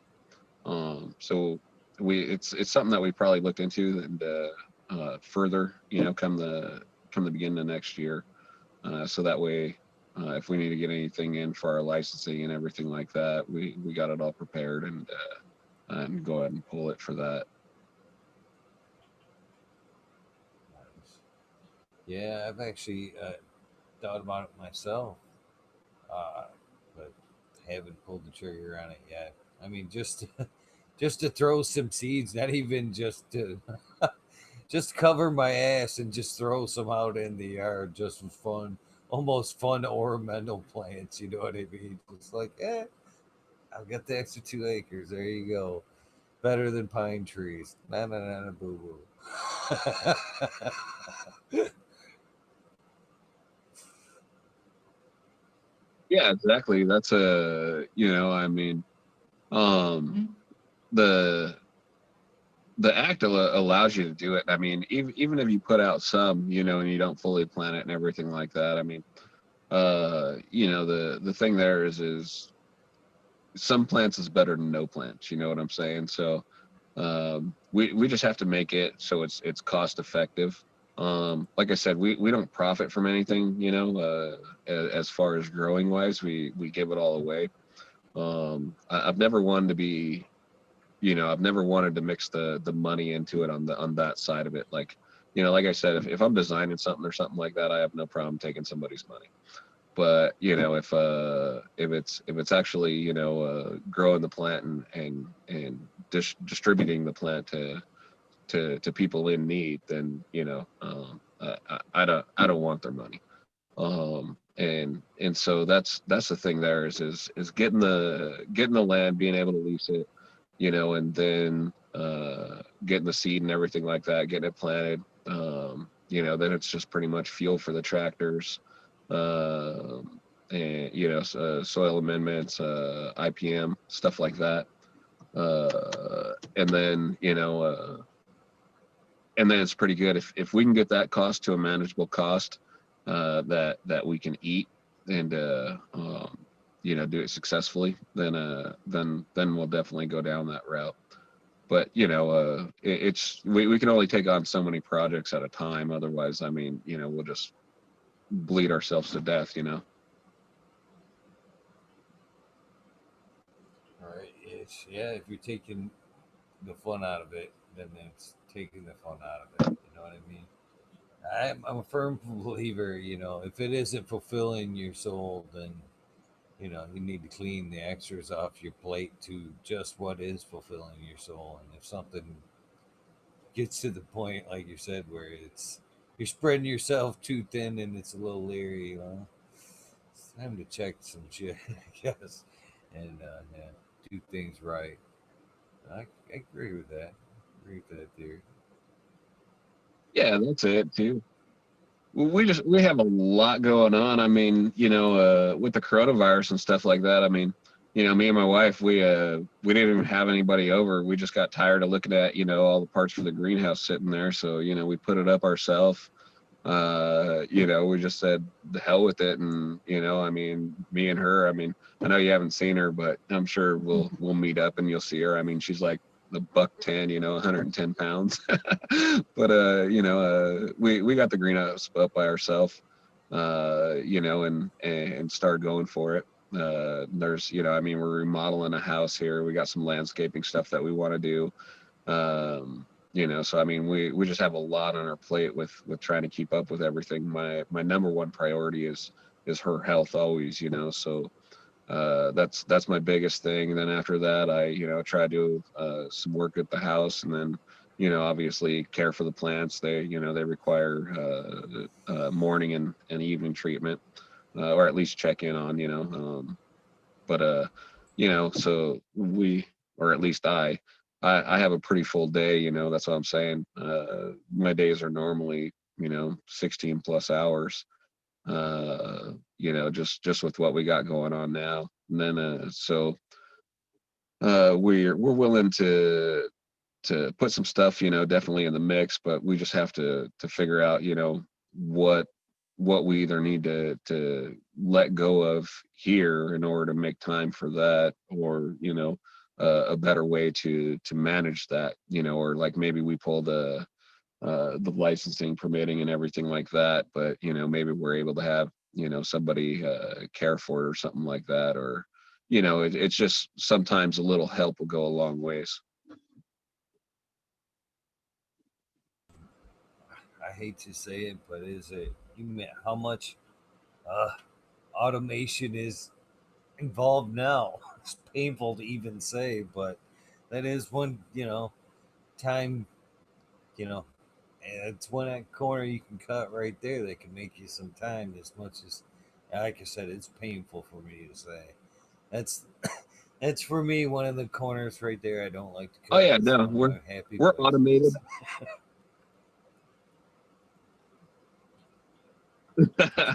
We're automated, but I mean, you're still refilling tanks, mixing nutrients, everything like that. I have nothing to say bad about auto dosers. I just don't use them. I measure them out. If I make a mistake, I'm to blame. If the auto doser makes a mistake, then who do you blame for that? So that's I've always been big on mixing my hand mixing my own newts and everything like that. Uh, so some automation, like water and everything like that, lighting control, environmental controls. I don't mind automated, but like I said, I'm still a stickler on. Uh, I just I don't know. I can't leave mixing nutrients to anything else. I mean, that's the one thing where you can just destroy everything real quick. Right on, right on. So, what type of medium are you in? Right now we're in a custom. It's a soil and soilless mixture. So Well, yeah, what we kind pretty of much do percent? everything custom here. Mhm. Yeah, What so are we talking it's like like a 50-50 mix? yeah, no, it's what it's one part soil to two parts soilless. Nice, nice. Uh, But yeah, and then that's you it. know, we got a list of amendments that we put in it and everything like that. We mix it up. You know, it we go down to the nursery and and make our own soils and everything just because you know we in Oregon we used to go with Fox Farm, their ocean forest, and that stuff used to be you know really cheap.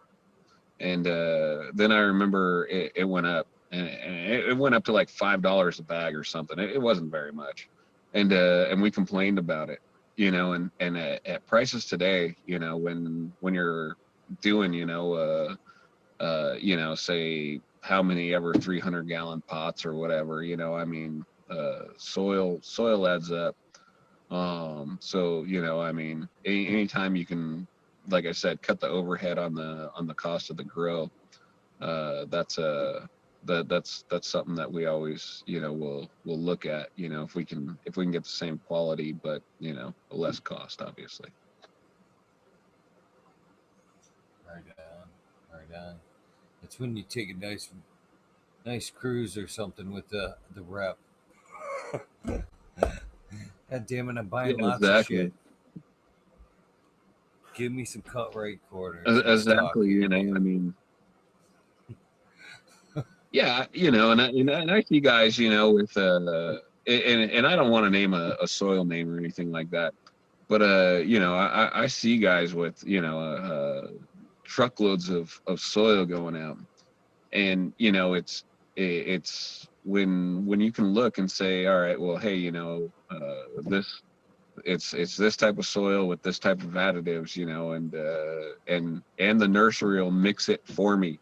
You know, I don't even have to go and buy a cement mixer or anything. You know, they'll mix it for me right at the nursery.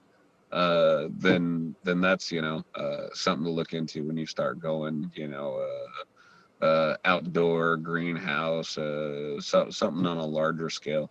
If you're going, you know, indoors or something like that, in a tent or something like that, you know, then it's worth just buying your bags at the hydro shop and you know, no fuss or anything like that. Come home, cut open a bag, dump it in a pot, and you're good to go. You know, but yeah, when you're using a lot of it, it's not so easy to use that bag stuff anymore.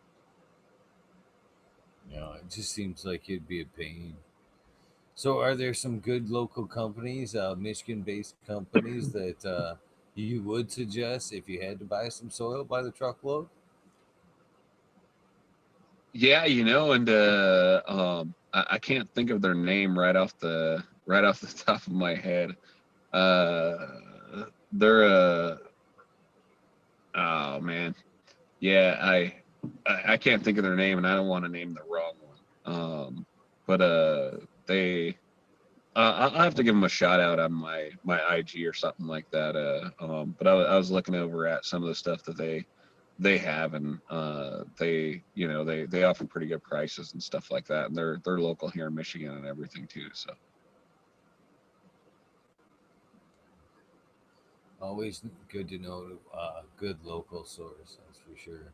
Or at least, you know, if I'm not in need, if somebody asks, I can point them that way, for sure. yeah, definitely. I mean, and pretty much you know any upscale nursery that you know has everything there or that you know makes soil and stuff like that. You can you know basically just go to them with your blend, and that's key. You know that's basically like your formula right there.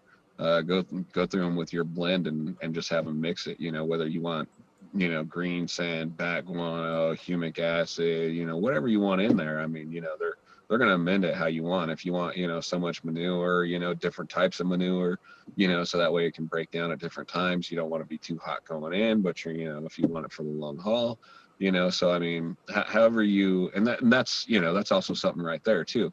is understanding and knowing exactly of all the value and the breakdown rate of what you're putting into your soil, and once you understand that, then you can go to them and you can have them make your soil accordingly to how you want it. Nice. Me myself, I'm still in straight up cocoa. Straight up cocoa. I was in soil at one point, and I'm just considering dipping my feet back into the organics realm there. Actually, I will be somewhat. Smiley's Gardens there has set me up with some earth boxes and said, "Hey, you must see the way. You must see the organic way." So Nice. it's So inching its way back into indoor, I the love dirt. cocoa, and yeah, cocoa indoors, I've always had great success with. I personally, like a Psycho Cocoa Pearl. That's always been a good one. And but yeah, I love the fact that it's easy to work with. It's not quite so messy as soil. It doesn't harbor everything like soil. You get better flow rates. I'm a big believer, and I don't just test, of what I'm putting in. Like, obviously I pH and ppm my nutrients and everything like that, but I also test my runoff. And a lot of people don't test their runoff, but I want to know exactly, what I'm getting coming out of there too.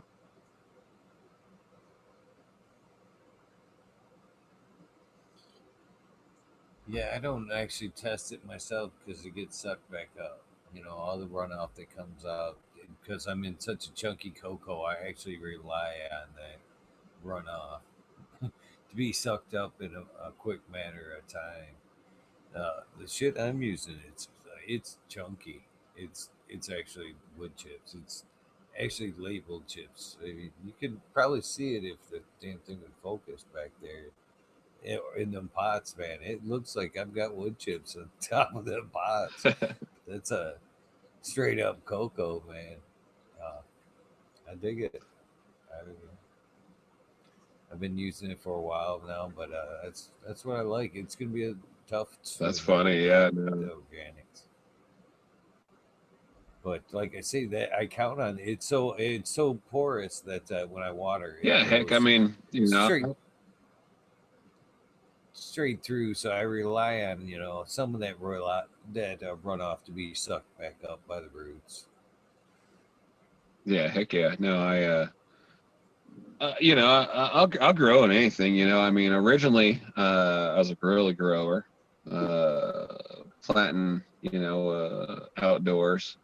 Um, but I've, I've grown hydro, I've grown, indoor, outdoor, of, large scale, small scale, you name it.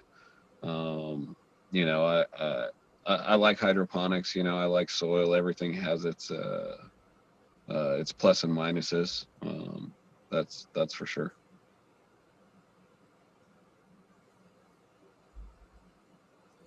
So, what's your favorite? Are you able to mess around with some of the newer lighting?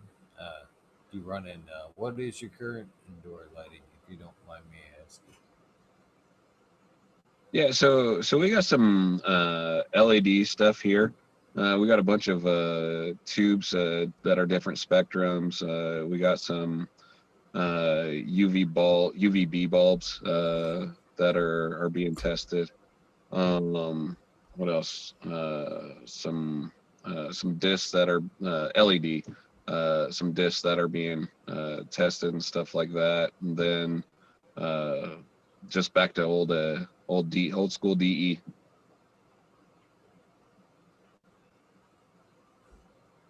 Nice.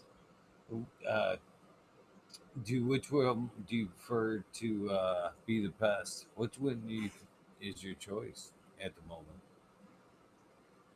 DE. Yeah. Yeah.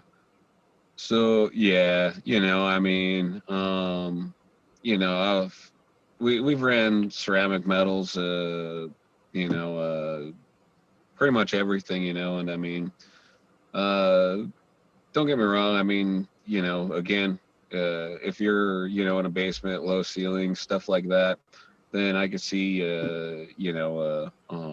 LEDs and going with the CMHs. But uh, you know, I mean, if you have the area and everything like that, you know, then yeah, lamp it with a bunch of DEs, and you'll always be good. Uh, so I've actually heard some encouraging things about DEs lately. You know, I myself and where I grow my space, it's like no way, no, no way, it just ain't happening. Too hot. It's just too Too hot. much I heat. don't have. Yep. I actually have the height to where I could probably hang them high, but I don't want to battle the heat. It's for sure. And you know, the other thing I've heard, which I thought would be quite the opposite, is people running them bulbs long term, getting actually a long life out of them bulbs instead of like swapping them out religiously with runs like the old HPS. And I don't agree with that, by the way, either. I don't.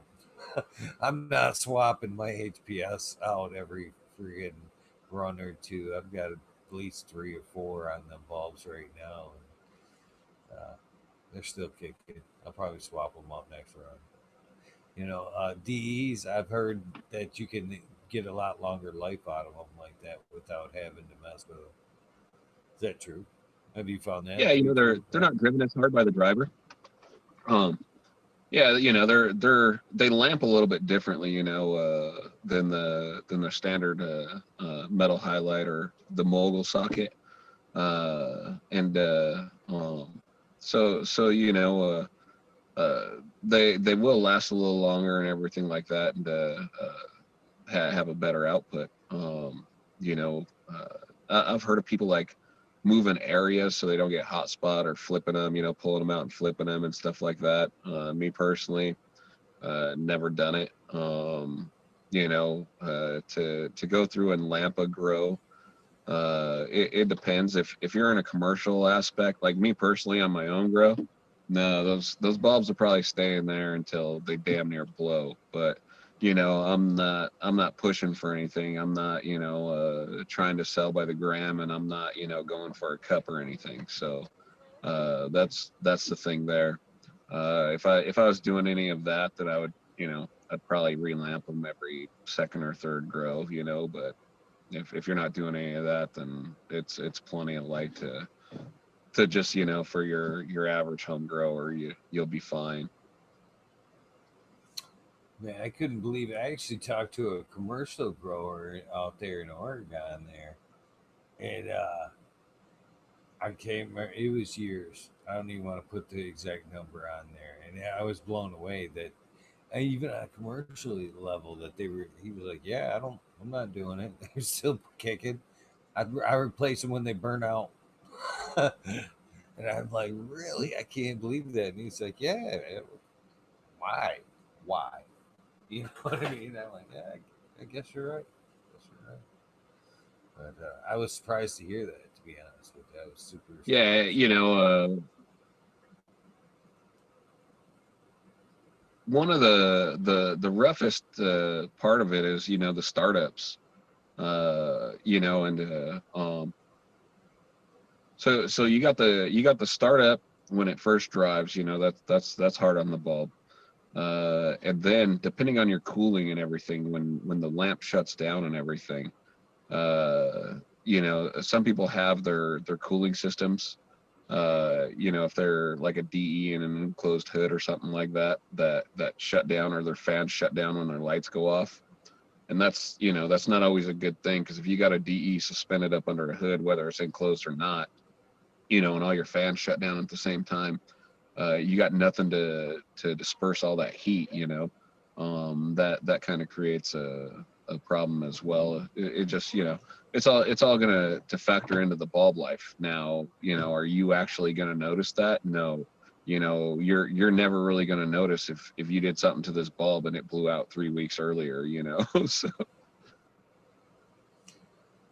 That's one thing that kind of strikes my curiosity as well. I always heard that if you close them DEs and actually blew air through and cooled them down during the process, you were changing spectrum a little bit. Is there any truth to that?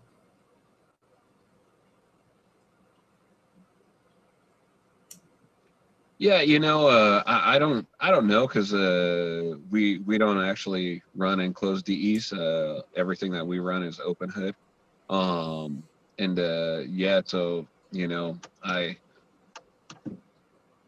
I would be a little bit skeptical. If you're gonna cool it down, it's gonna change the arc maybe. But it's still inside the bulb. All you're doing is you're not actually cooling the arc itself down. I mean, you're more cooling the glass around the arc, if that makes any sense. Yeah, it does make sense. It does make sense to me. Hmm. Yeah, I've always So yeah, so that's so always how been. that is how. I'm sorry, please, please. Oh yeah, no, just how the arc goes through the glass. I don't really see that. That it's going to have a whole lot of spectrum difference there. I mean, can you pick it up on a meter? Maybe. But is it going to be detrimental to your plants? I can't see it having a huge impact. Yeah, that'd be the only way for me. The only way. If I could enclose them and help disperse some of that heat. Without that, I just there's no way. It'd cook me right out.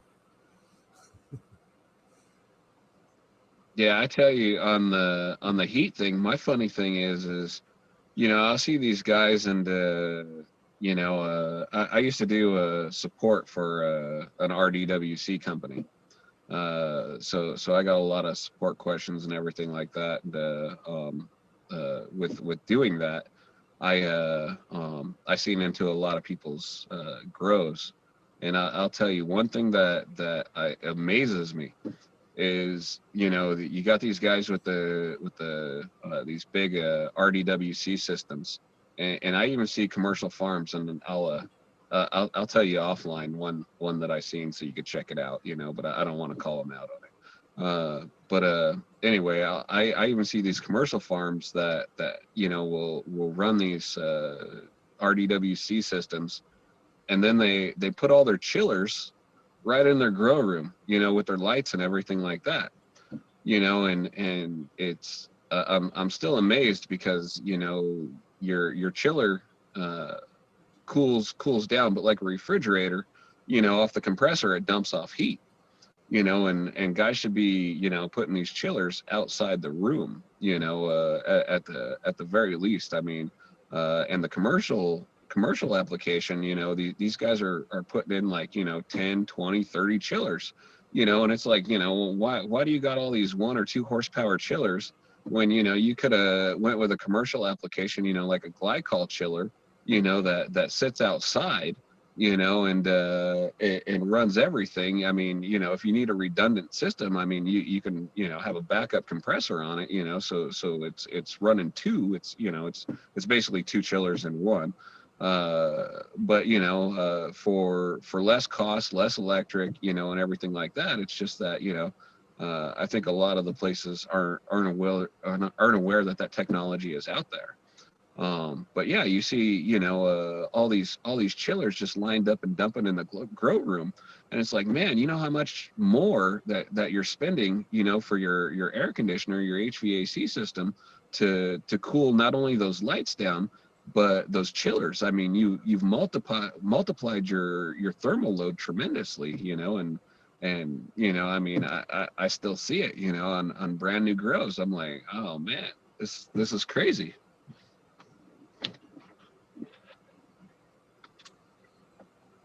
Yeah, I don't know. That's a little bit bigger than me. I've never fucking had to incorporate a chiller. I've never ran DWC. It's always been cocoa or soil. To me, that DWC I know to be the race car system. where I'm gonna need that chiller, or I don't run a reservoir. Again, I mix beforehand. I try to stay pretty active in the grow there, but some things are appealing. But if you're gonna run a reservoir, you pretty much need a chiller, don't you? Keep it somewhat cool, or is it just location Yeah. dependent? So no, so chillers aren't just strictly for like DWC or RDWC systems. Chillers, if you're gonna mix nutrient or anything like that, and have it for any length of time, then you're gonna need a chiller because you don't want your temps going up, getting over the 70s and everything, and starting to build bacteria in them. You want to keep them cool, so even like greenhouse tanks or anything like that, anything that's above ground, that's going to be water storage, then you probably want a chiller on it. Yeah, another cost. It sounds like, geez. I've always been interested in the DWC, but man, there's just it's such a needy system for me. But I know it to be the one that would produce the best. I call it the race car. And I had a friend of mine not so long ago. He was like weighing everything out, and then the next time I seen him, he was like, "Yeah, I went DWC." I'm like, "You jumped right in that Corvette, didn't you?" So, well, hopefully it doesn't discourage you. I wish you the best. Yeah, no, I got So a, far, I got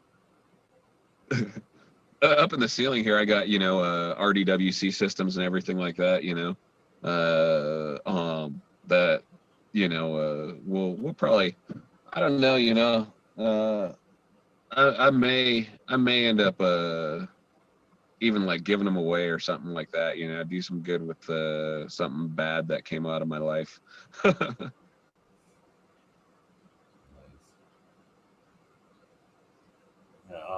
so oh, my back's a little tweaked today. So where do you guys see yourselves headed in the future there? The next year or so? So yeah, no, this next year, like I said, we got a lot of stuff going in the greenhouse. Um, we decided to go ahead and do a big underdig and then line out the bottom of the greenhouse and stuff like that we got going on. Or I'm sorry, not an underdig, an overdig. So we're actually going to be putting pipes further down than what we had originally planned. So our trencher doesn't go quite far enough down, because we're 8 plus 3, so we're 11 feet down that we need to go down to. So we're gonna have all that dug out, and then we're going to be running air transfer pipes through the ground, backfilling on that 3 feet, and then putting in a liner, and then bringing in a little bit more backfill. So the bottom of the greenhouse will actually drop an additional 3 feet as well.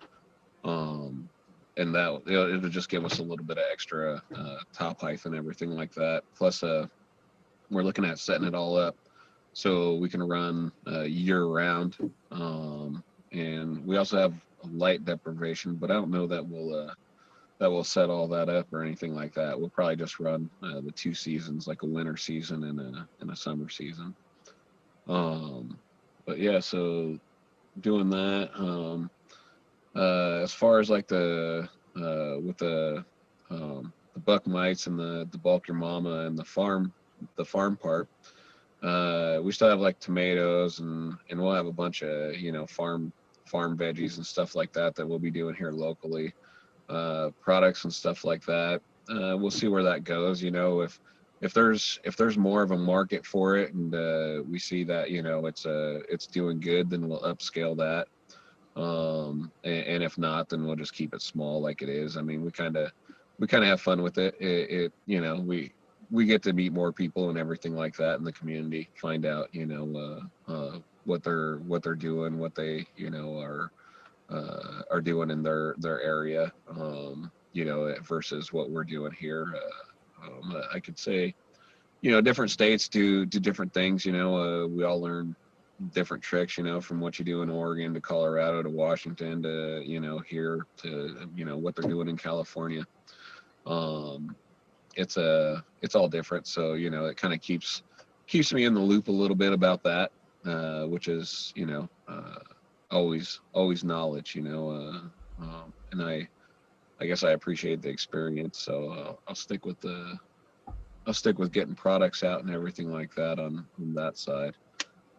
Then as far as like other than the greenhouse, hopefully we can get this house together. I know COVID's kind of had everything going crazy, but we're looking at sometime doing like a get together. We have property here, then our neighbor has some property and stuff like that, and he has a stage, so we'd like to do like a just a cannabis event or something like that.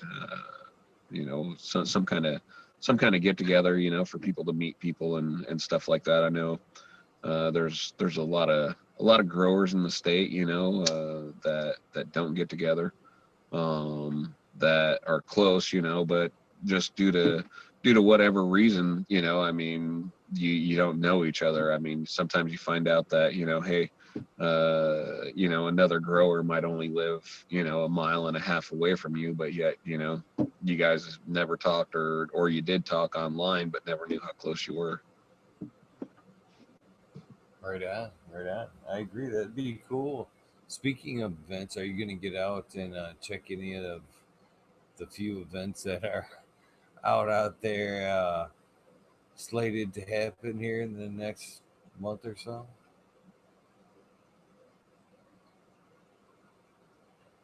Yeah, we might get out and see some. Generally, so we try not to get into too many events where like uh cannabis cup is a great event. I mean, well, I mean, people have their own takes on it, but it's a hard one for us because when you get in there, you're behind all the fences, you're behind all that stuff. So like if something happens to my wife, carrying her out to get her in the truck and possibly get her to the hospital is a hard thing, because first, if something happens, she's going to go down there, then people surround, and then you got to wait for paramedics, and then I've lost her to the paramedics, so to speak. So that's one thing we try not to get ourselves in a situation like that. We try to stick to like the smaller events and stuff like that, where if anything happens, I can get her right out of there. Right on. Very very respectable husband watching out for your wife like that. It's pretty awesome. That's for sure. There's some. There's actually small events coming up. I've Clio cultivation there. It's coming up. I'll be popping in there. Hopefully, I can run into you guys there. It's a pretty small one there. If you close by there, I don't know whereabouts you're in southern Michigan. I'm not asking you to divulge yourself, but always fun to getting out and meeting people. That's for sure. It's on the bottle. We put it on our product bottle. I tell everybody I ain't hiding from nobody. Yeah, we're down in Hillsdale. Nice. That's not far, is it? That's what, like 45 minutes to an hour. Is that Yeah, it's not from too bad. Clio? Is that right? Yeah, heck, tell us about it. Definitely if you got some information, put it in my DM or whatever. A lot of times, I see these events after they happened. Like, oh, here, look, we had a great time. People posting pictures. Like, oh man, I didn't even know that was going on. Well, there's a couple of them here coming up. There's Clio Cultivation. That's their cup and 10th anniversary there, which is gonna should be a decent small. You know what I mean? Event, good size small event, whatever how you ever want to look at that. That's the 25th and 26th of this month. And then I want to say Country Roots is having like a soil event where you could get licensed. I want to say like a registered soil person. You could over the weekend there. That's one event there, and also up towards me, the Bigfoot Lodge on October 10th is the herbal forest on October 10th, and that's like a campground thing where you can like kind of come up and camp for the night. And Nice. last time it was pretty, yeah. Last time that was the cool part, man. After like it was kind of a slow event because it was like last minute, and but so the daytime was cool. There were some vendors, but it seemed to be like the cool part was like nighttime when everybody started heading back to the, and you could do it during the day too, wander around the campground and see everybody at their campsite smoking and shit. But that night when it was starting to get that dark time, when everybody started firing up the campfires and we're sitting around and burning and shit, that was a cool one. The part I thought right there was like, this is, I'm just getting ready to leave. I wasn't the smart one to get a campsite. Like, man, I'm just getting ready to leave, and man, this looks like this is going to be the best part. And everybody I talked to after that was like, yeah, that's when it got fun. I was like, damn it, I knew it. I knew I should have stayed. But I know. I'm definitely going to probably hang out for round two on the 10th there. Be a Yeah, good heck, time. yeah, yeah, we like it. We used to do a lot of camping and everything like that. Heck, camping, fishing, and hunting. We haven't done too much of it anymore. But we definitely want to get out and a lot of it, my wife has never seen, and others of it I haven't seen since, some parts since I was a kid. Nice. Yeah, it's beautiful up here, especially up in that event there. That's an, I want to say, I always say it wrong, but it's like Lorene or Lazarine. Better to look it up, the Bigfoot Lodge. But it's like east east of Grayling. I want to say it's like maybe 25 minutes east of Grayling, if that. And but it's in the woods. I mean, as you get, you have to drive through part of Huron National Forest to get there, and the name Bigfoot Lodge is very appropriate for the setting because you're like in the middle of BFE. I mean, you're literally in the BF nowhere, and it's a, it just seems it's a Nice. great setting That's for good. a, yeah, yeah, it's a good one for a setting there. And if you like, you don't have, I think they had a couple of like cabins. If you didn't want to drag a trailer or tent or whatever, they did have a couple of cabins for rent there. It was a good time. I'm looking Nice. forward to this next time. Yeah, heck, that's something that we definitely need to pick up one of these days as a camper. We got all kinds of tents, packs, and everything like that. We used to do a lot of hiking, and heck, now that we're older, it's like pull up, plug in, and call it a day. There's nothing wrong with that as long as you're moving, though. You know what I mean? As long as you're getting out there and doing it, there's nothing wrong with making it a little easier. Nothing Yeah, at all. exactly. Exactly. Yeah. Yeah. Heck. We hope to get everything going here. With, like I said, the greenhouse, just to make it cost effective. I mean, our end game is to do what we've always done. With grow as much as we can and give it away. And that's, with rec being legal in Michigan now and everything, that again, that allows us to do that without, a person necessarily having a medical prescription for it or something like that, a license for it. It allows us to give it to them freely. And so that's again our ultimate end game.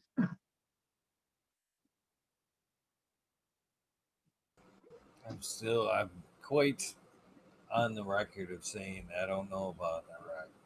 I appreciate that, and because I know so many people that were uh, hesitant about getting licenses for multiple reasons, and rec would make it a lot easier for them to utilize cannabis and probably avoid some headache.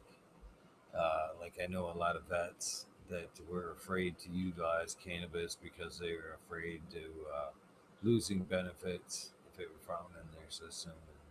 So reasons like that where I kind of fully understood, but where my worry comes is I'm honestly afraid that rec will kind of diminish medical, to the point where if it like what I'm saying here is I'm afraid that once rec goes through, there'll be a lot less people like you're saying that will say, "Hey, now that it's rec, I ain't gotta pull that card." And once some fewer cards are pulled, I'm afraid that the seriousness of medical will try to fade in the eyes of the legislatures and the people that I told you so. It was just a ruse. It was just a ruse to get rec going. And Yeah, maybe no, some of the research and stuff will fall to the side to where it could have maintained if there was medical cards no, I maintained can't or speak going on up.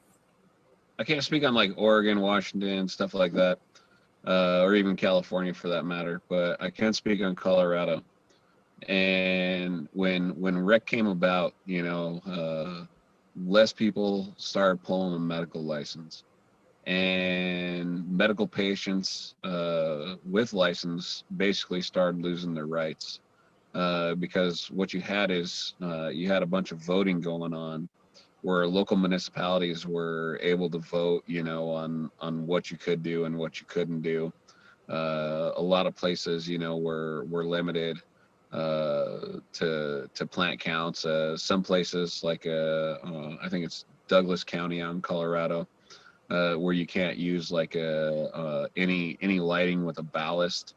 You know, so like a DE, HPS, anything like that, you can't use. But you can use like LEDs and there's other fluorescents and stuff like that that you can use. But they started putting in all these restrictions and everything like that, and basically over regulating it, or regulating it so much that made it almost not even for a patient, able to. First off, you got to understand it, and then once you understand it, you got to be able to comply with it, and that's where the issue comes in. And you figure if somebody's having a hard time, whether they got epilepsy or cancer or whatever, if they're having a hard time getting out of bed in the daytime, what makes you think that they're going to be able to do all this other stuff? Yeah. Go stand in line, get up across town to have to go get their meds.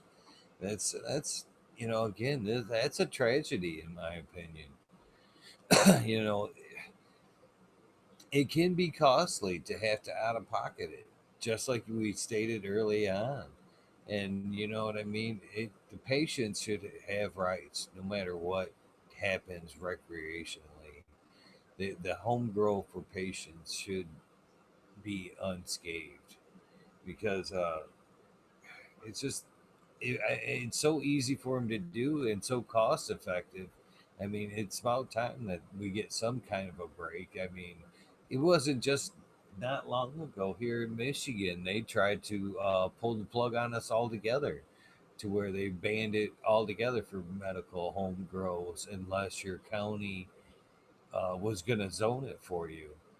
And man, I couldn't have been any prouder that we all band together and just overdid the calls to the congressman on that one. And but it was close. It was really close, and I'm afraid that it won't be their last try. That's for sure. Yeah, and it's funny because here in Michigan, I've seen a lot of support actually for the caregivers coming from the commercial side, and that wasn't the case in Colorado. I mean, the commercial side, you know, actively went against the caregivers and stuff. they, I mean, it hurts their pocketbook if you grow, and so that's one thing there is I hope to see that support continuing in Michigan, but I fear that ultimately it'll waver, where the commercial side will want a bigger piece of the pie. And I hate to say it like this, but in short, they'll get greedy, want more of the money, and want to push the caregiver completely out of the picture.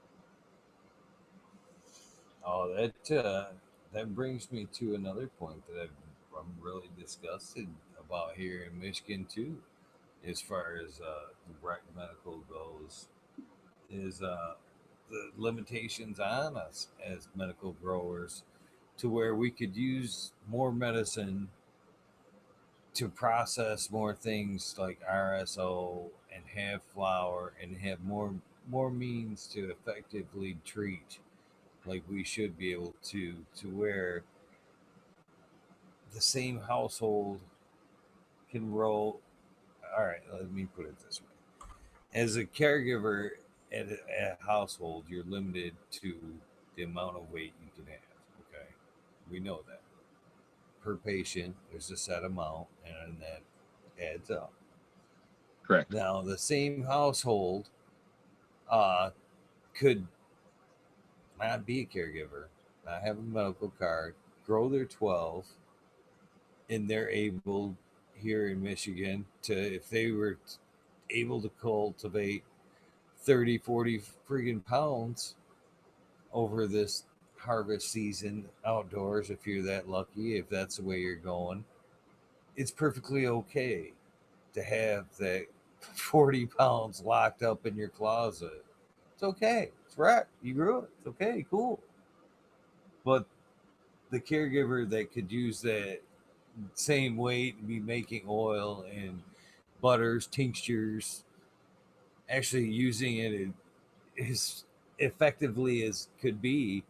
No, no, no, no, no, no, no, no, no, no, no. You're quite a fraction of that, and it just seems so asinine backwards. It should be quite the reverse, and it's uh, I don't know, that aspect of what really Correct. bums me out, that the ones that are trying to help are kind of have their hands tied.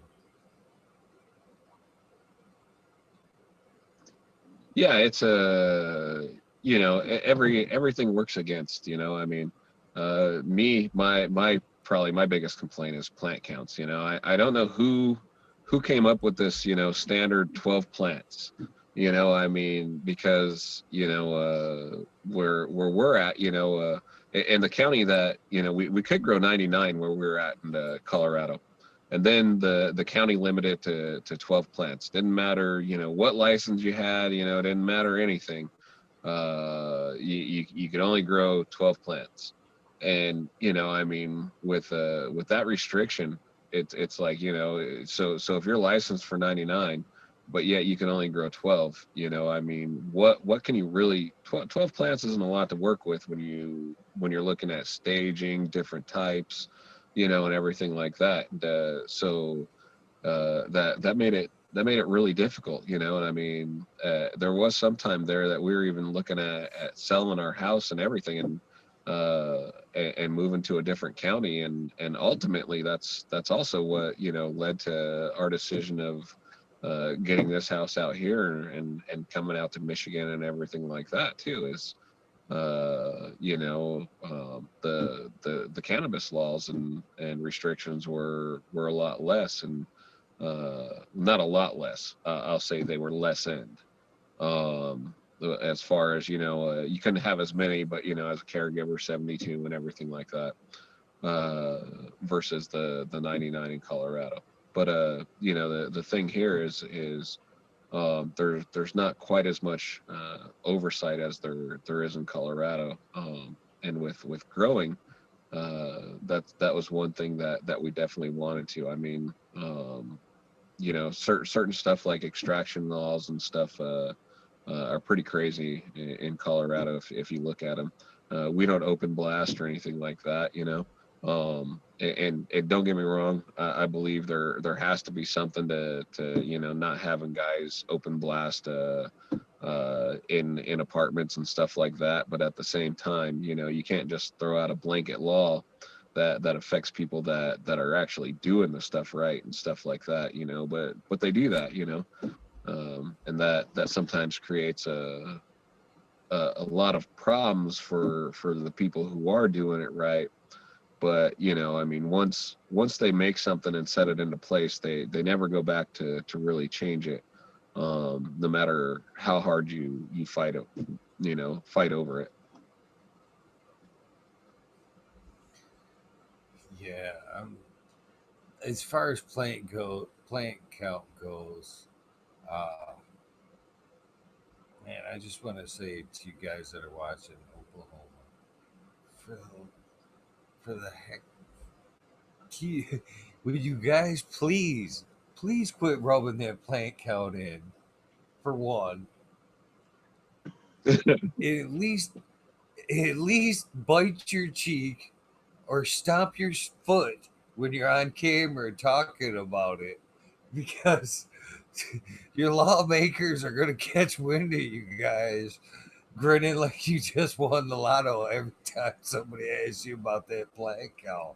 Because this has been the common answer every time I've talked to somebody from Oklahoma and I ask about plant count. They're just like, shit, shit, shit, man. It's fucking unlimited, man. I mean, they about fucking fall over tearing What's up the plan talking now? about it, man. Yeah. For, you got to make it look painful, like they've got you by the balls or something, guys. You should keep expressing all that gratitude. They might shut you down right quick. Oh man, I'm so jealous of Luke Blanco. Heck, that's Oh, like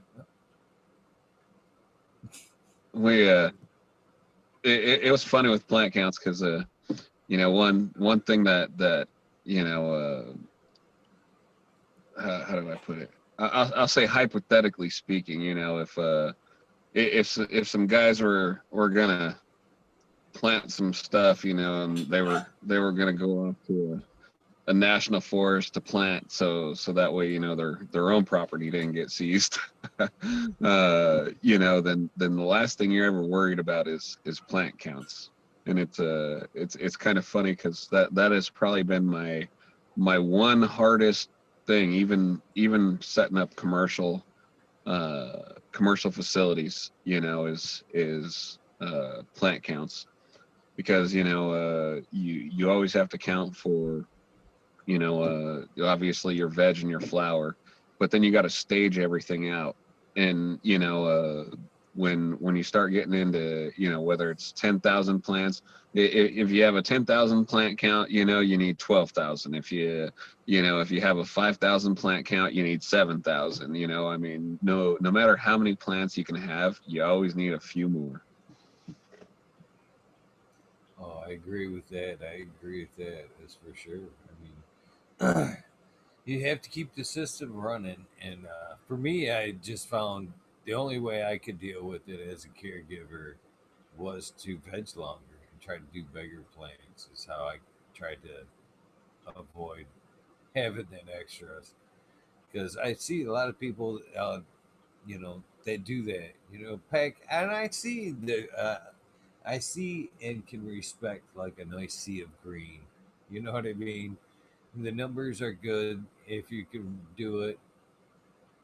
Respect, yeah. There's definitely a beautiful system, but man, if you got to count for them plants. Me, I just figured to myself, it's easier just for me to slow down and try to produce a little bit bigger plant and try to slow down the rotation a little bit. Is how I got try to maintain anyway as a caregiver.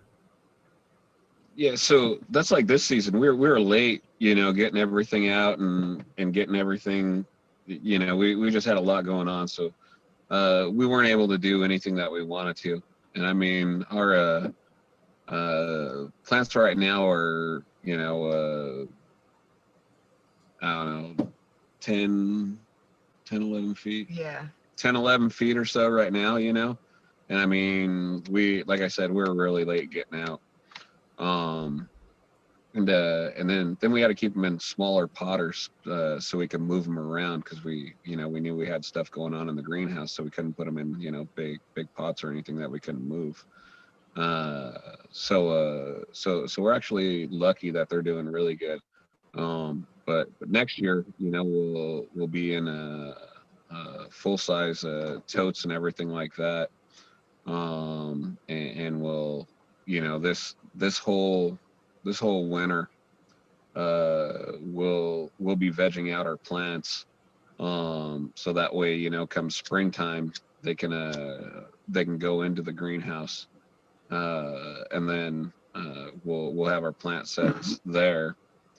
So that way we can flower out over the whole summer and everything like that. So we should have some pretty good sized plants coming out, at the end of next season. Not only some good sized ones, but quite a few of them. So if you had your, if you could do it without less hassle, which would you prefer? A straight up outdoor, or would you stay in a greenhouse atmosphere? Oh, definitely. I stay in a greenhouse. A greenhouse is kind of the best of both worlds.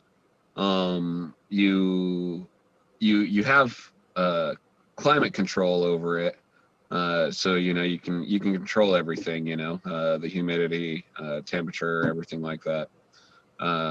But yet at the same time, you don't have so much lighting. The lighting that you're doing in the greenhouse is going to be supplemental. So even if you are running lighting, you're not going to have to run it as long. So that's the key thing there. The greenhouse is definitely in that aspect the way to go. It's like I said, it's the best of both worlds. Not to mention IPM and everything else that goes along with it. Nice.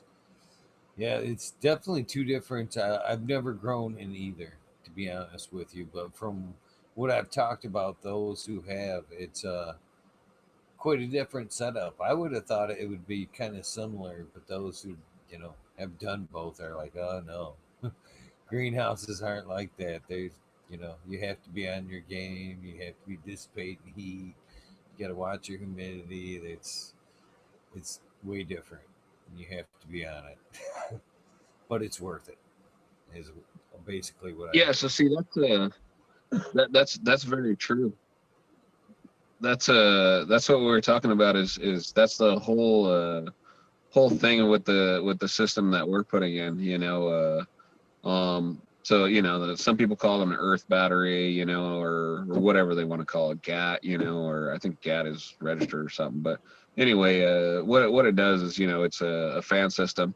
It takes the air, pulls it off the top of the greenhouse that's hot, runs it down in the ground, takes it across the greenhouse under the ground, and brings it back up. So it's using the thermal mass of the greenhouse to cool down the air. At the same time, so when the air cools down, it loses the moisture, so it's dumping the humidity out of the air and brings it back into the greenhouse. So you're dumping the heat and humidity into the ground in the summertime, and that's one of the key things of a greenhouse is your heat and humidity. Nice. Yeah, it'd be nice to run all year round like that. Man, be jealous. Definitely more quality product. I believe out there utilizing the sun, the full spectrum of the sun is can't can be compared with. I don't think. Yeah, no, that's exactly it. I mean, you can lamp something pretty good. I mean, but at the end of the day, uh, yeah, nothing beats the sun. So if you go year round on it, obviously you'll have to supplement some light at some point. When it comes to that, what will be your choices at that point? A combination of DE and LED.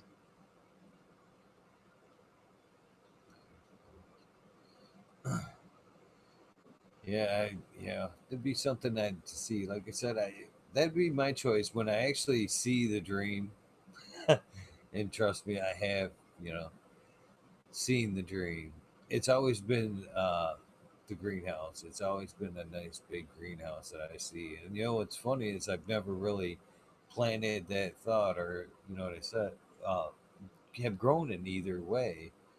But when I think about the end goal, I've always seen, you know, that greenhouse. So I don't know. Hopefully, I get there as well.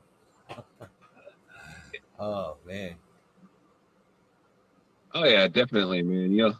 All you have to do is want it. I mean, like some of the LEDs, I'll snap some shots for you and just DM to you so you can see them, or but like the LEDs we have here, they're all waterproof and everything like that. I mean, they're specifically designed, for um, uh, moisture application and everything like that.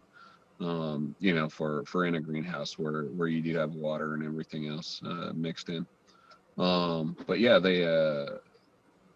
they'll do some of the work, whereas your DEs will do the bulk of the work.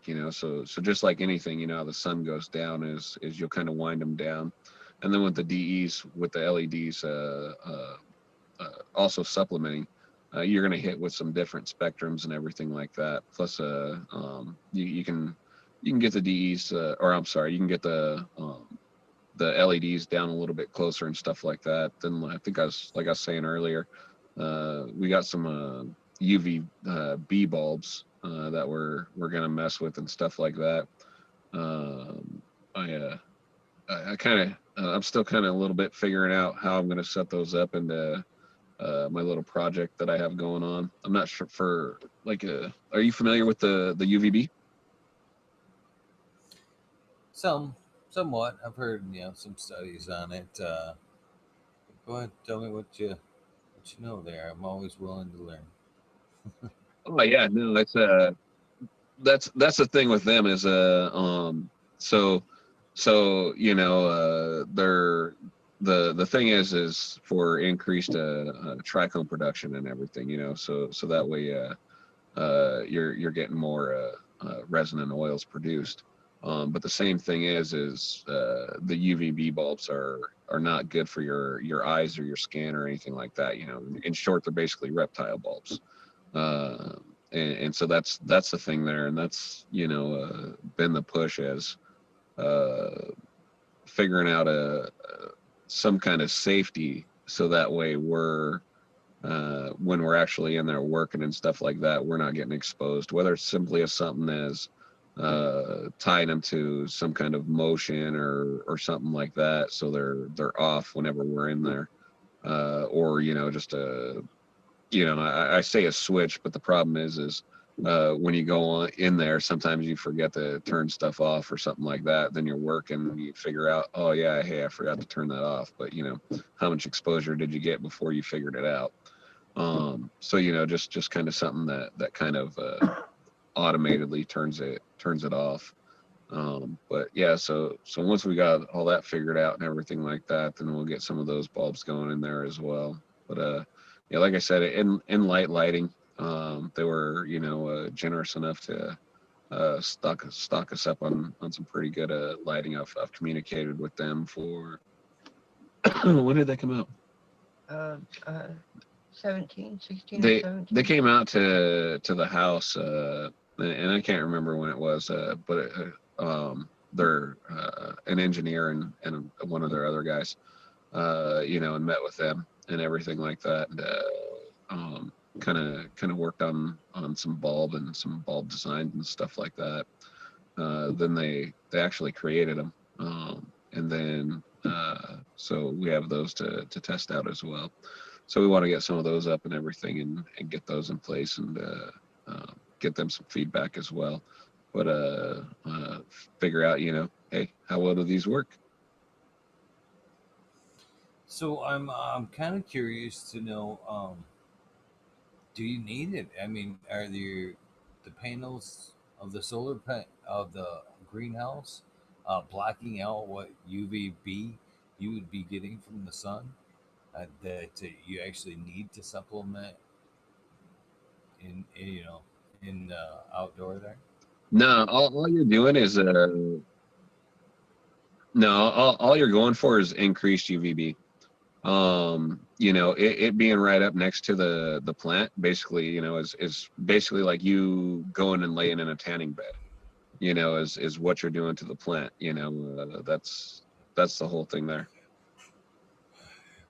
I'm just laughing because I'm sitting here thinking to myself, you've already got the biggest candle, the best bulb as it is, and you're trying to trying to increase that. And, just kind of struck me as a little bit funny there.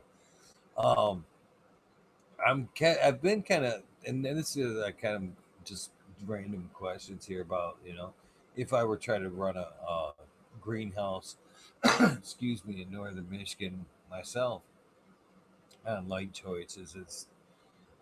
Would it seemed like just because some LEDs could be bulky or whatever, wouldn't in a in the type of like year round atmosphere almost be better off with like a DEs in that situation just for heat and supplement during the winter months for use them for light to extend your days and then for that enormous heat value that you would run from on the indoors you would welcome out there in the greenhouse, I would think, during the winter months.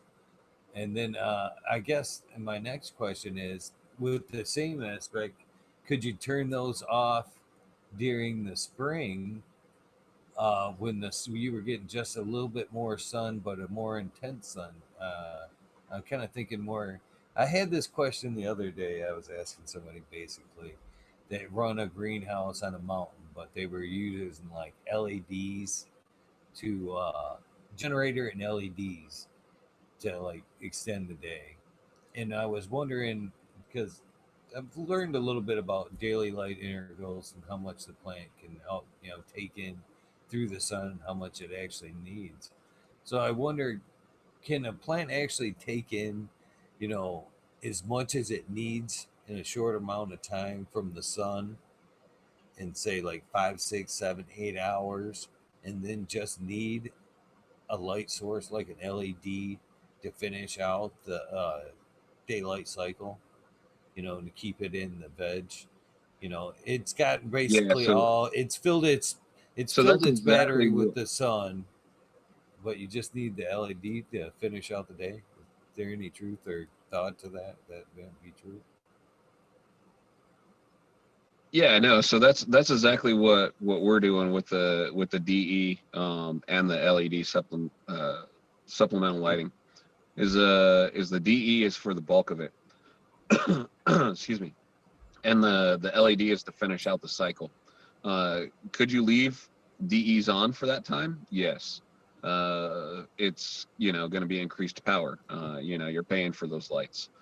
So that's the thing there, and that's why we're going with LEDs. Same thing if you were in the northern area. It's just going to depend on you're going to have to figure out the numbers. Basically, your cost calculations. So if you leave your lights on for X amount of hours, increased, yes, you're gonna have heat from that. But at the same time, what's going to be your electrical load to your thermal load? Are you going to have, is it going to be cheaper to run a heater that's electric propane to put heat in the vet or into the grow? And supplement the lighting with LEDs versus you keeping all those DE bulbs on, or do you stagger the DE bulbs? Do you go every other one on however you got them set up? So it's all just a numbers game that you're going to want to play with there to figure out which one's going to be cheaper on the heating wise. As far as the supplementation, I yes, love definitely. the I Like I said, love the that's fact that you threw in the heater aspect of it too, because now if you're throwing in that kind of in the equation. It's another cost, especially if you're going the propane route. It's a little bit more cost, but then you're kind of filling the room with enriched CO2 because of the propane burn there, whichever method you choose there. So it's a cost but gain if you're throwing in the heater there. But if you're avoiding the heater and trying to supplement heat with the light, there is it just adds a, a lot more difficult to the equation there. Oh yeah, and that's why I laugh. I think even on one of my posts today, that's like what I put is like it just grows itself. Because I hear people like, oh, well, especially like kids nowadays, what are you gonna do? Oh, I'm gonna own a dispensary, or I'm gonna get me cannabis cups and then I'm gonna start this, and it's like, good luck with that, uh, if you think it's going to fall in your lap, it's probably not going to happen. You need to get out there and work for it. But yeah, that's that's the thing, is you can make it as complicated as you want to. I mean, every little factor, has an equation. I mean, uh, you can start getting into averaging out seasonal temperatures. Every fourth year is a colder year, so you need to plan for this. And so the thing there is get yourself a good set of numbers and adjust accordingly. Nice, nice. Yeah, where I'm at here in northern Michigan, it would be, and I know people that are trying it up here, and hats off to them. But where I'm at, man, it seems like I got snow 8 months of the year. I wonder if it's even possible up here. I hear it is. I hear it is. But it seems like it'd be work. We didn't have the fans on. The other day with the frost stuff and I don't know. It probably before we kicked the fans on, I didn't check the temp or anything like that, but it probably got up to, oh, I don't know, it's probably over 90 before we kicked on the fans and everything. Uh, and that was that cold day, the cold day that we just the other day that we Yeah. had the frost. Frost. Yeah, I guess if And what, it was that's probably about 10 one o'clock. corner. That's one corner you probably don't want to cut there. That's probably the one that, if anything, that's where you want to lay down the automation, right? In the greenhouse. Am I wrong? Kind of thinking that. Seems like it could Yeah, change heck so yeah. fast from being an overcast or overcast day to where the clouds broke and now it's the sun's beaming right down on it and everything's changed like that. It seems like if you weren't there, you'd want that automation to be like cold red, open everything up, fans on. You know what I mean? It seems like that would be Oh yeah. top notch. That part of Chicago. Automation in the greenhouse. Uh, Automation in the greenhouse is just basically all about how much money you want to throw at it. I mean, they make weather stations that do everything. I mean, they'll alert you. They'll go ahead and take care of everything. And everything like that. Or you can have it set up on times. You can have it set up on temps. So it's just a matter of how you want to set it up and how much you want to spend. How much automated control do you want the system to have? The more you automate, the more you're spending.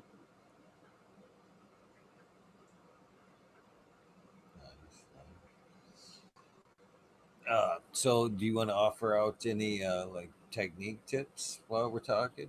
IPM maybe. Why you've got some years?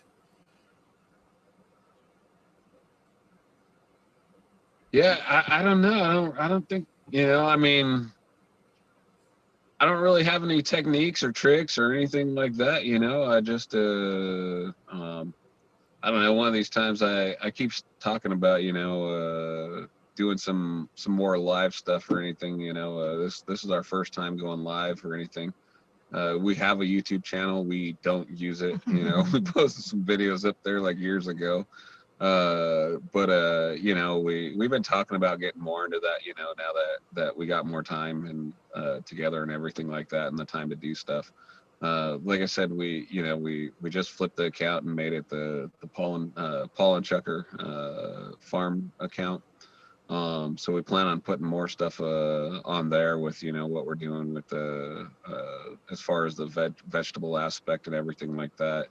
And then obviously we'll keep Weedworxs as the cannabis side of things, for giving it away and everything like that. But you know, as far as I say, do I have any tips or tricks? I'd probably tell you that I don't have any, but maybe if you watched me for 30 minutes, you might pick something up or something like that. But I just, I've like I've grown with a lot of people, so I picked up a lot of stuff over the years, and so it just it isn't a tip or trick to me. It's just what I do every day. I can appreciate that. I definitely appreciate that. Nice. So how we holding in there? We've got a few hours into this. How you hanging in, you guys? I prefer to try to keep the guests happy than to exhaust them. How you guys checking in at this point? Yeah, no, yeah, we're doing all right. We'll probably go a little bit for a little bit if you want to go over anything or anything like that. Then yeah, I know if like I said, we're uh one of these days, I may break down and go for a cup or something like that. But I don't see that on my horizon anytime soon. I did have a question for you. When you mentioned pollen, how do you go about collecting your pollen for future breeding? Yeah, so pretty much just like everybody else, grow out a plant. As soon as you figure out it's a male, well, we have to isolate it because we obviously have females growing too. So put it in a tent, and bring it, out to pollen. And then we collect the sacks and put it in these little pollen catch bags. Put it in a bag, with the branch. You can let it dry in there if you want, or you can keep it moist or whatever. But you put it in a little bag, and then you collect it. You put it in a little jar. Then you can use a Q-tip or whatever to dust it.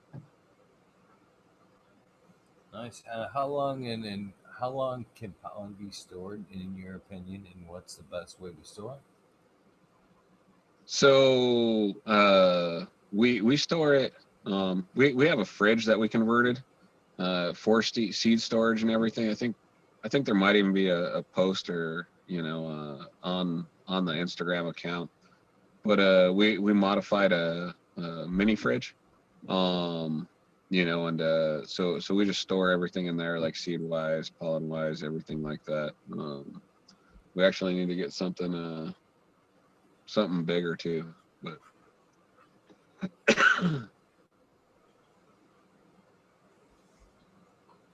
Yeah, well, we were talking the other night with um, Rafter Grows, which was a great episode, by the way.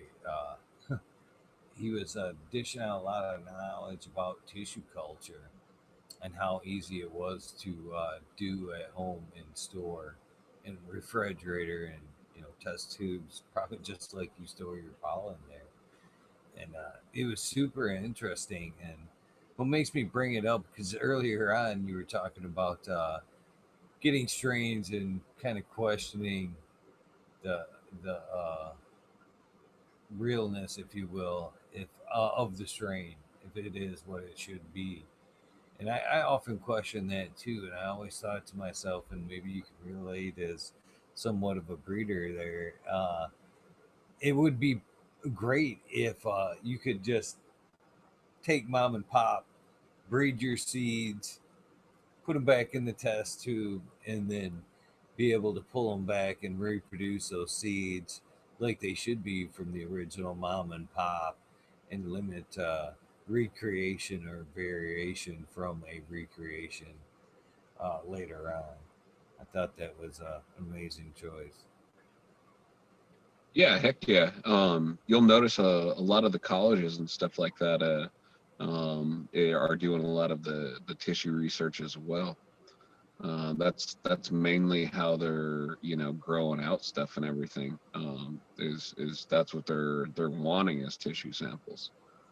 Um, that's I want to say Penn State, if I'm not mistaken, was seeking like 1 million hemp plants or something like that for tissue culture or something. But yeah, I mean, I see tissue culture as going a long ways, and being able to preserve different strains. I mean, you look at a lot of the old strains, and a lot of those, because so much breeding and everything, a lot of those old strains have been totally lost, and they'll never be back. Where if we had something almost kind of like the Great Seed Vault or something, with the tissue samples and cryogenics, where stuff can be stored a lot longer. I think it will definitely go to better us as a whole community, because like I said, all this stuff won't be lost, and not only that, you can get it from a verified source, that it is what it is. The old genealogy test. Yeah, that makes me think, man. Genius, just sheer genius. I had breeder Steve on a couple times now. Uh, Spice of Life breeding there, and he's doing a million seed pop there in Colombia. They're basically where he's taking seeds in and planting them, and he wants. He makes it sound beautiful too. He's like, well, I want to pop them all, and then flower them all, flower them all out, and then time them to where they'll all be flowering out at the same time, and then invite it, those who contributed down to see it, and what a wonderful thing. And I'm thinking that at the time too, I thought, yeah, that would be pretty badass right there, just to see it, and then to hear him talk about it, I laughed at him, and I told him, boy, your employees must hate you. I mean, it's got to be a, a data nightmare for what you're asking. They Because it just sounded like every day just data sheets, data sheets, data sheets, data sheets. It's some poor schlup just Yeah, inputting so it if all you're day. if you're on a matrix system, you figure a seed to sale. uh if you're tracking every aspect, not only does data has to be put in each time for that plant. Every time it does something different, you have to update that data for it. And I mean, a lot of it's done with barcodes, that you can scan it, but everything has to go back through and be checked. And so you figure, hopefully that stays as a PDF, because if you ever go to print that thing, you're gonna need some paper. That Yeah, for sure. Well, I don't think he's in the Matrix though. I think that he's not in it. Have to process the data like that. I think he's just doing it for phenol selection, more or less. But I said it after he was on. I was like, man, how genius is it though to just have people send you all these genetics, and now all of a sudden you have you know 10,000 strain library. And then I never even considered the fact of, adding a level of genius to it that you could tissue culture these and store them, for a shot, basically. Take notes, tissue culture them, and then just have that library of everyone almost just to work with in the future off of your notes, and would be just amazing. All on donation too. Would be genius, genius, as I've said before. All with repay and just come down and see it. It's Yeah, no, I mean I don't know if it he is because I mean it's good that I somebody's don't know taking if the he time to do planned it like that. I don't know if he planned it like that, but I tell you what, looking back and putting it together, every time I think about it, I'm like, just sheer genius, sheer genius. Yeah, definitely. That's one thing that I wish that I still had is I remember I used to go through bags of I mean you probably got them too just brickweed or whatever and I mean I would chuck seeds all the time and the funny thing about it is I've found some of that old brickweed seeds that from supply and stuff like that. Now I'll tell you that I've grown out some pretty good stuff from that stuff, and it's funny because those genetics, because they've been bred and bred and back bred and bred and bred, out of that brickweed. Even though the weed wasn't good, because I mean it was dried like shit and compacted and bricked up and wrapped and set. But the seed history is still there, in the genetics, and so some of those genetics are actually they were they're really good. Oh, I bet. Yeah, I wish I had some of them old genetics right there. I've heard of a few people finding genetics that family members have tucked away in attics and stuff like that, and now I've found them. And I'm like, oh, you guys, so lucky, so lucky. I'm hoping somebody will crack a skunk, that skunk that like you referring to that you like, and just about everybody's searching for. Somebody is when they uncrack that true skunk, that will be the next cookie GG4 whatever. I mean, that'll be a you name it strain practically right there.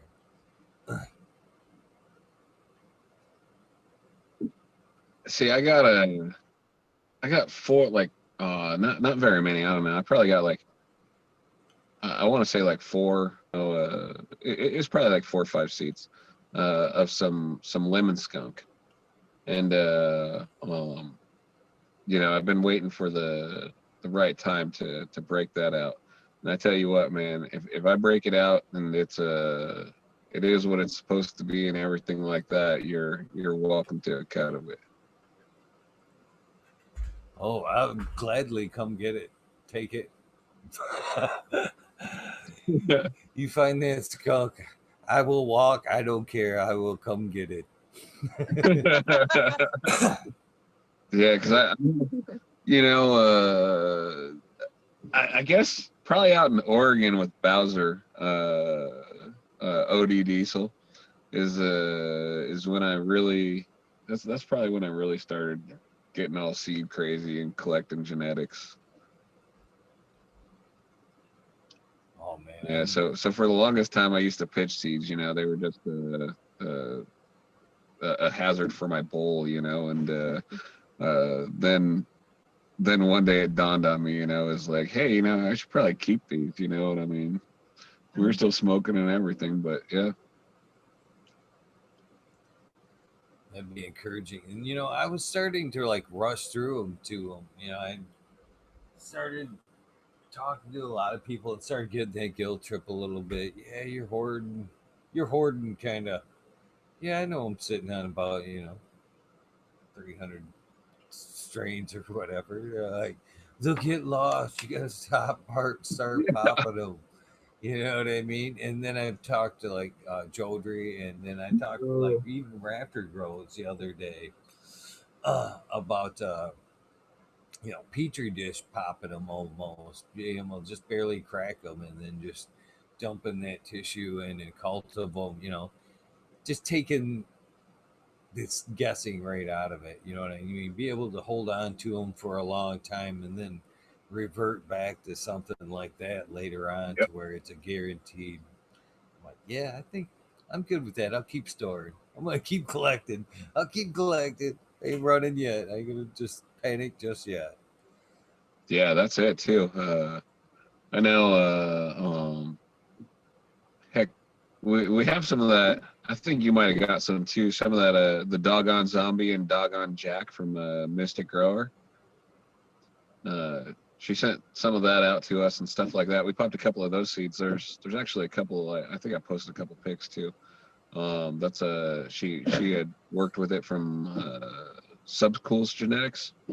And so obviously it's subs, so it's pretty good. But yeah, it's actually doing really good in the garden right now. Nice, nice. Yeah, are you gonna participate in the grow along? You can. I didn't even know about it. Yeah, doing a grow I along tell here you, with you know,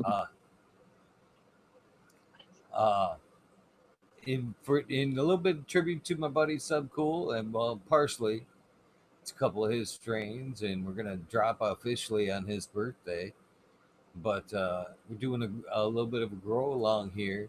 Experienced growers like yourself, down to people that are just starting the first time. I'm passing out some beans to whoever's got space and willing to, post to the hashtag the strain as it's developing, so the noobs can look at, side by side how it should look and healthy from not healthy, and be able to reach out to others. So if you're interested, I'd be more than happy to send you some not beans so you can part. Right now, I started out. I had three tiers. I had a bunch of jelly bean.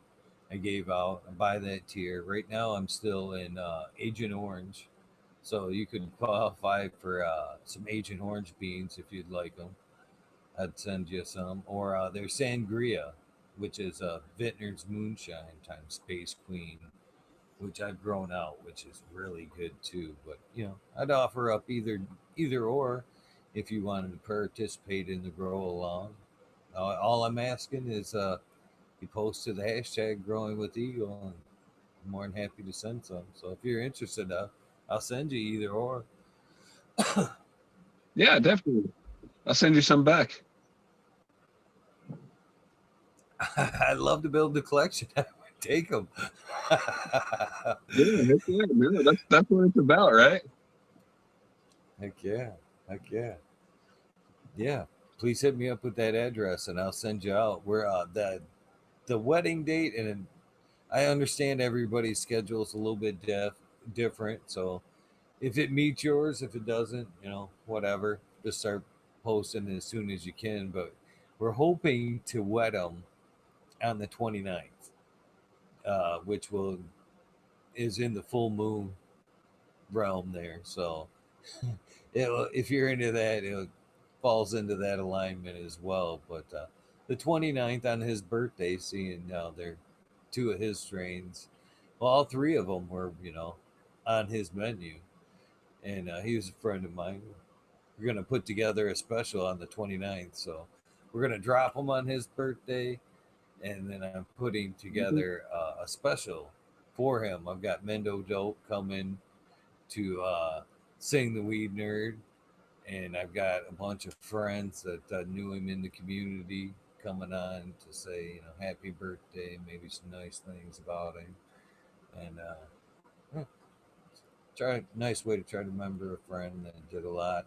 Talk about doing things for a great guy that did things for the community. Man, that dude gave out shitloads of beans, it helped. He was in the business of selling them, but he gave out shitloads to people that needed them or whatever. So, what a great way I thought to honor him on Oh his yeah. birthdays. So,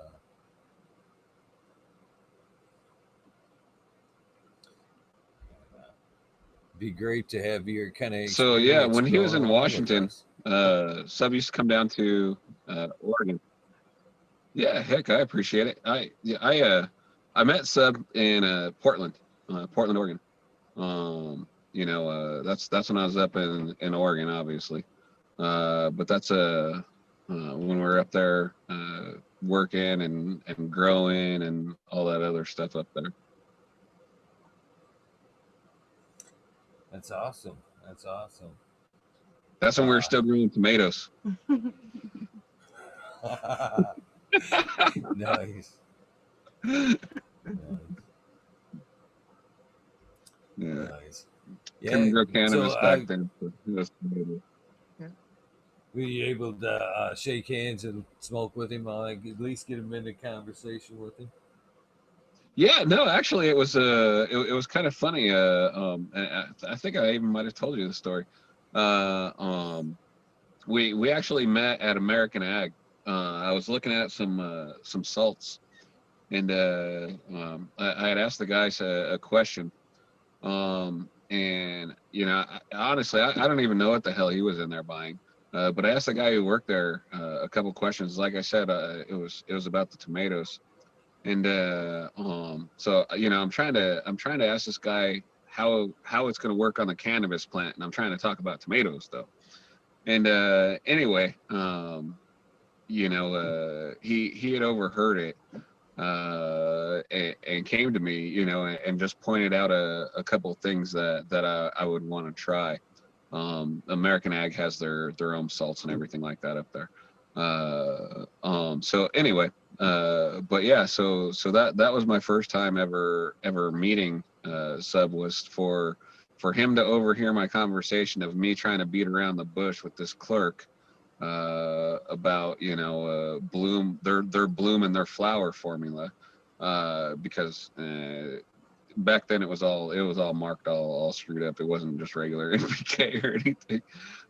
But anyway, so he overheard that and stepped in to give me some advice, and I appreciated that. But back then, that was like I said, I knew him as Subcool the HVAC guy, not Subcool the seed guy.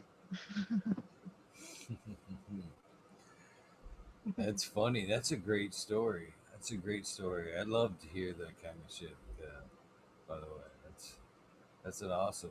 Yeah, heck, I mean, we got pictures like of like, oh heck, I'll have to send you a picture. It's like me before gray hair and stuff like that. My kids are still young. Odie Diesel, Bowser. His kids are still young. We used to go fishing, everything like that.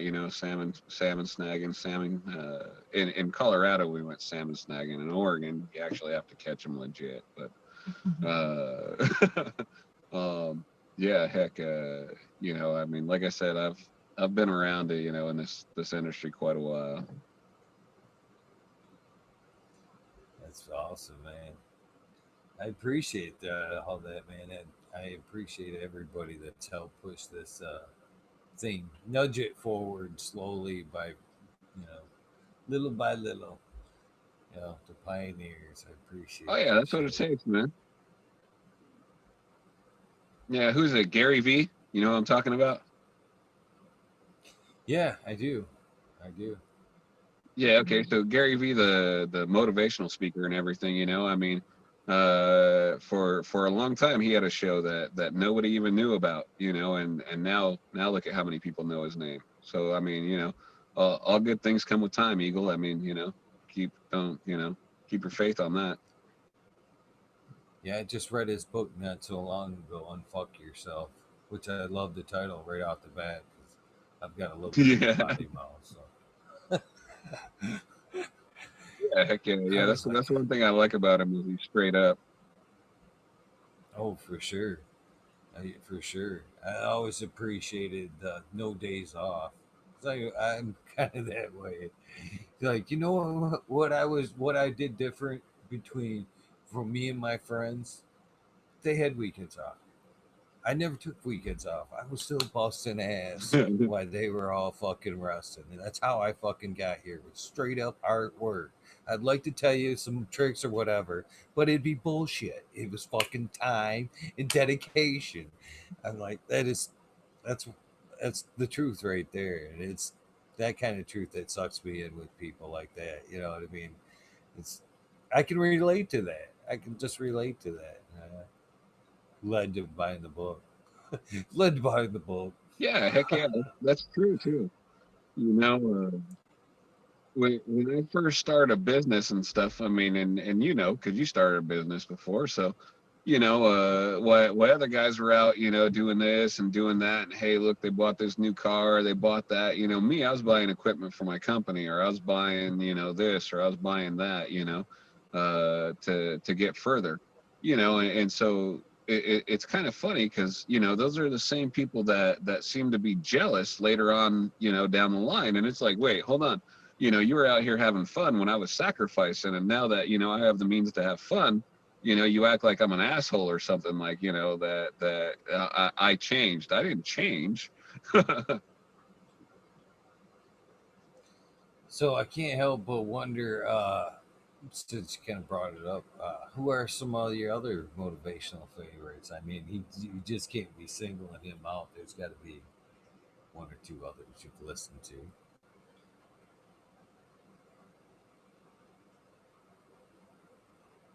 As far as motivational, Yeah, any?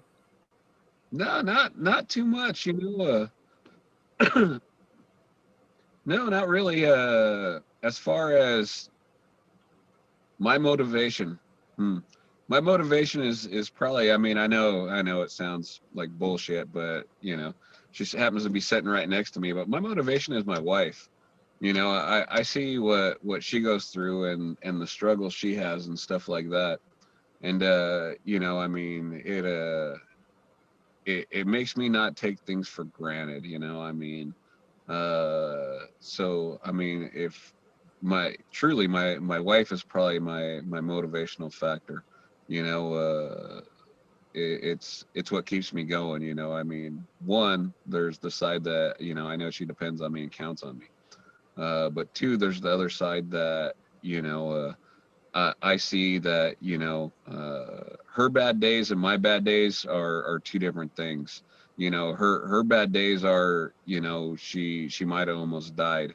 My bad day is you know some shit went wrong for me or something. You know, so I mean, uh, seeing what you know she goes through and everything like that, and then you know being able to still I don't know, carry on and be herself and still be the person that she is. That's that's probably my number one motivational factor in life. You know, my wife is an important part of it. That's pretty badass, my friend. That's a that's a great answer. I don't think could ask for a better answer than that. She sounds like a great woman, and it sounds like you're very lucky to have her. So I shout out to you both on that one. Shout out to you both on that.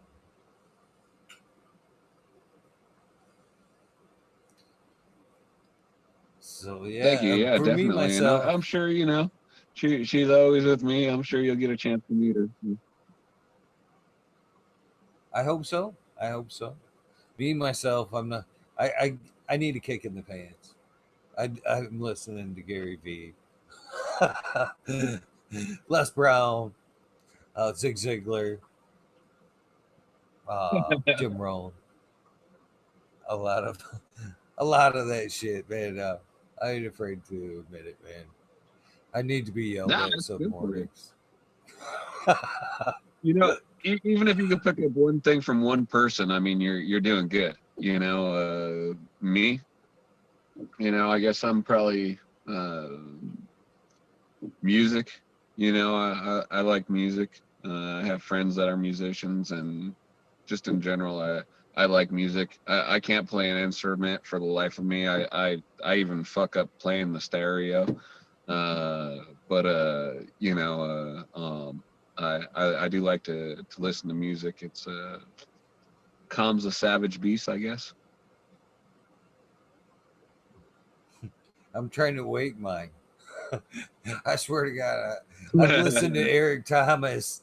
Eric Thomas is a good one in the morning. He's a they call him the street evangelist, the street priest. But his favorite line is "You gotta want it as bad as you want to breathe," and he's just screaming it into the mic. And oh, it's a good one to kick me in the butt in the morning. I really dig listening to him. He's a pretty good speaker. That's funny. I'll check it out. Yeah. No, I don't know. I had all my adventure when I was younger. Now, you know, I just try to, you know, when I had kids at home and stuff like that, it was always about safety. You know, not to ever put, you know, my family in jeopardy or anything like that. You know, so being careful over those things. Um, and that's, you know, so that always, I don't know. It makes it hard now, somewhat, to give up those old school ways. You know, with I mean, you know, so some people, they go out and they'll meet anybody. Me, I don't go out and meet anybody. Even like, you know, doing the show, I kind of stay in the shadow. You know, I don't like people recognizing me. If I show up at event like High Times or something like that, I don't like people coming up to me and saying, "Hey, how's it going?" You know, because I'm not that guy. You know, I'm a people person, but from afar. I can appreciate that. I can appreciate that 100%. The last place where I moved up here 5 years ago. Okay, when I had my last address, I was there for 10 years. I think of that 10 years, I may have met the guy next to me and the guy next to me, and that was it in the whole town.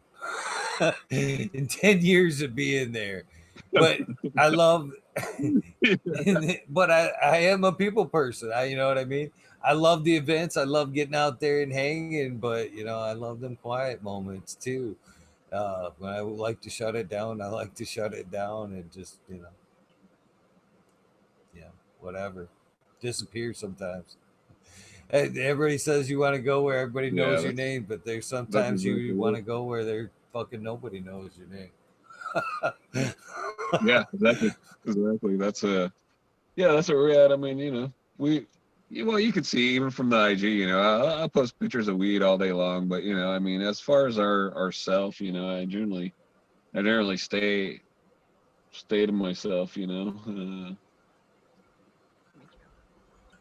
So yeah, I mean, but you know, like I said, it's hard to stay to yourself and help people at the same time. So you know, I guess that's what pulls me out of my shell is you know, at the end of the day, it's what I need to do in order to help other people, you know, because I mean, like Weedworxs, I mean, when we first started that, like 2014, I think is when we first came out with that and launched it. Uh, it was funny because you know we're like, all right, cool, we got all this weed, we're gonna give it away, and then so we go out and we start calling places and everything, and they're like, you want to do what? You want to give away weed? No, you can't do that here. You know, and we literally had a hard time like finding a place that would accept us in order to give away weed. You know, and so then we started figuring out places like, oh, okay, you know, so call like Jamin at the Speakeasy. All right, cool. He's gonna let us do a veterans event, you know, and then with Doug, you know, we got a hold of Roger Martin with Grow for Vets. Oh, hey, okay, they could use some weed. Let's give them some weed, you know. So literally in the beginning, we had a hard time actually, you know, because nobody knew who the hell we were, you know. We had a hard time actually even trying to give away weed, you know, until we actually kind of made a little name for ourselves and everything, and then we're like, hey, we want to do an event there or something like that, you know, and then they were okay with it.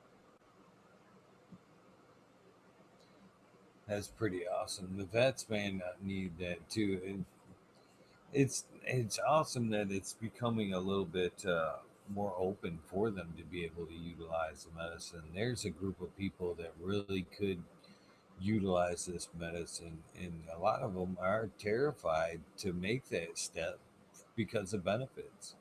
And hopefully that day will come to an end. From what I've heard, I hear it's starting to lax a little bit, and the VA hospitals are starting to realize that cannabis may have a place, but it's still federally illegal. So a lot of them are, scared to use it, and it's sad.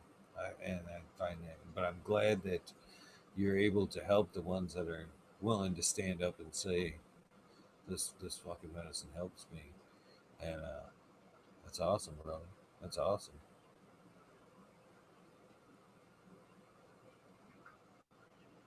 Yeah, heck yeah, you know, and that's the thing, you know. I mean, state law and federal law are so, you know. I mean, I guess, you know, I probably shouldn't go down this road, but you know, I mean, they're so ass backwards to each other.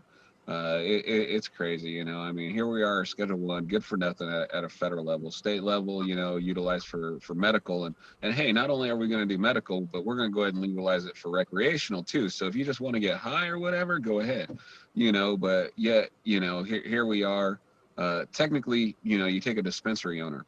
Okay, well, you know, the RICO Act, if I'm not mistaken, I think the RICO Act was 1,000 plants, you know, and so technically, you know, any dispensary owner that's over 1,000 plants technically falls in line for the RICO Act. You know, I mean, when you fall up under, you know, like the RICO Act, then I mean, you're damn near like a terrorist or something. I mean, you know, they can pretty much throw you away and, you know, lose the key. You know, I mean, so it's kind of crazy how the federal laws and the state laws are just, you know, I mean, completely 180 from each other. Yeah, that RICO Act is very scary, and if you guys don't know what that is, I don't have the time to get into it, but it's terrifying. That's a terrifying bill right there. Um, I forgot to Yeah, you address a know, and I little mean, bit. as long as cannabis is a Schedule One on the books, you know, as a Schedule One, I mean, you know, and those laws coincide with each other. I mean, you know, now you'd like to say, well, you know, Congress will protect us from, you know, the feds coming at, or the, you know, the DOJ coming after anybody over it, but you know, you always have to wonder, you know, hey, how far is it going to go, or is it going to happen? I mean, I remember a time when, you know, the feds were going through California, you know, knocking down legal dispensaries, seizing people's property, seizing people's money, their bank accounts, seizing their family members' bank accounts, and then not even charging them with anything. You know, basically it was a land and money grab. You know, I mean, so it's crazy. You know, you think some things might actually uh, where somebody would step in and stop it. But you know, I mean, hey, there's people out there that lost everything and nobody stopped it. I do have somewhat of an example and somewhat of a funny story to tell you about that. A veteran there that, in particular, there that could have utilized the medicine and kind of did, but was leery of, like, one of the people leery of pulling that license, medical license. Uh, one of the two people I was talking about there was when I moved in was the general that lived next to me, and he kept me on my toes. He kept me on my toes. But one year after 4th of July, we had some words because I had unwittingly kind of shell shocked him a little bit, and I was very sorry. But uh, we had some words the next morning over the fence about the fireworks and the duration of the fireworks, and I felt bad. So what I did was I come out to the fence there And this was the beginning of our cannabis relationship, by the way. I come out to the fence there, and I'm like, Colonel, I'm sorry. Sorry. I didn't mean to, I didn't mean the trouble last night. I'm sorry.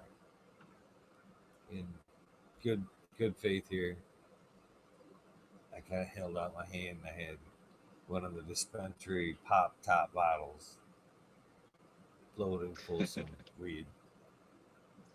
And I kind of handed it out, and he looks at me and he's like, he takes it. He's like, what is it? And I tell him, Agent Orange. And for a strain that was named after somebody that died for it, I always thought that was, I don't know, ironic to say the least. But that vet almost came over the fence when I said that shit.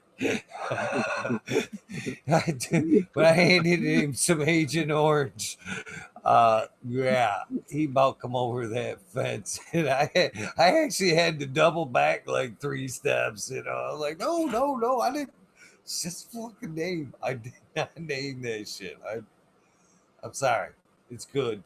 Trust me. And Yeah, not that kind of agent. Not the pesticide. Yeah.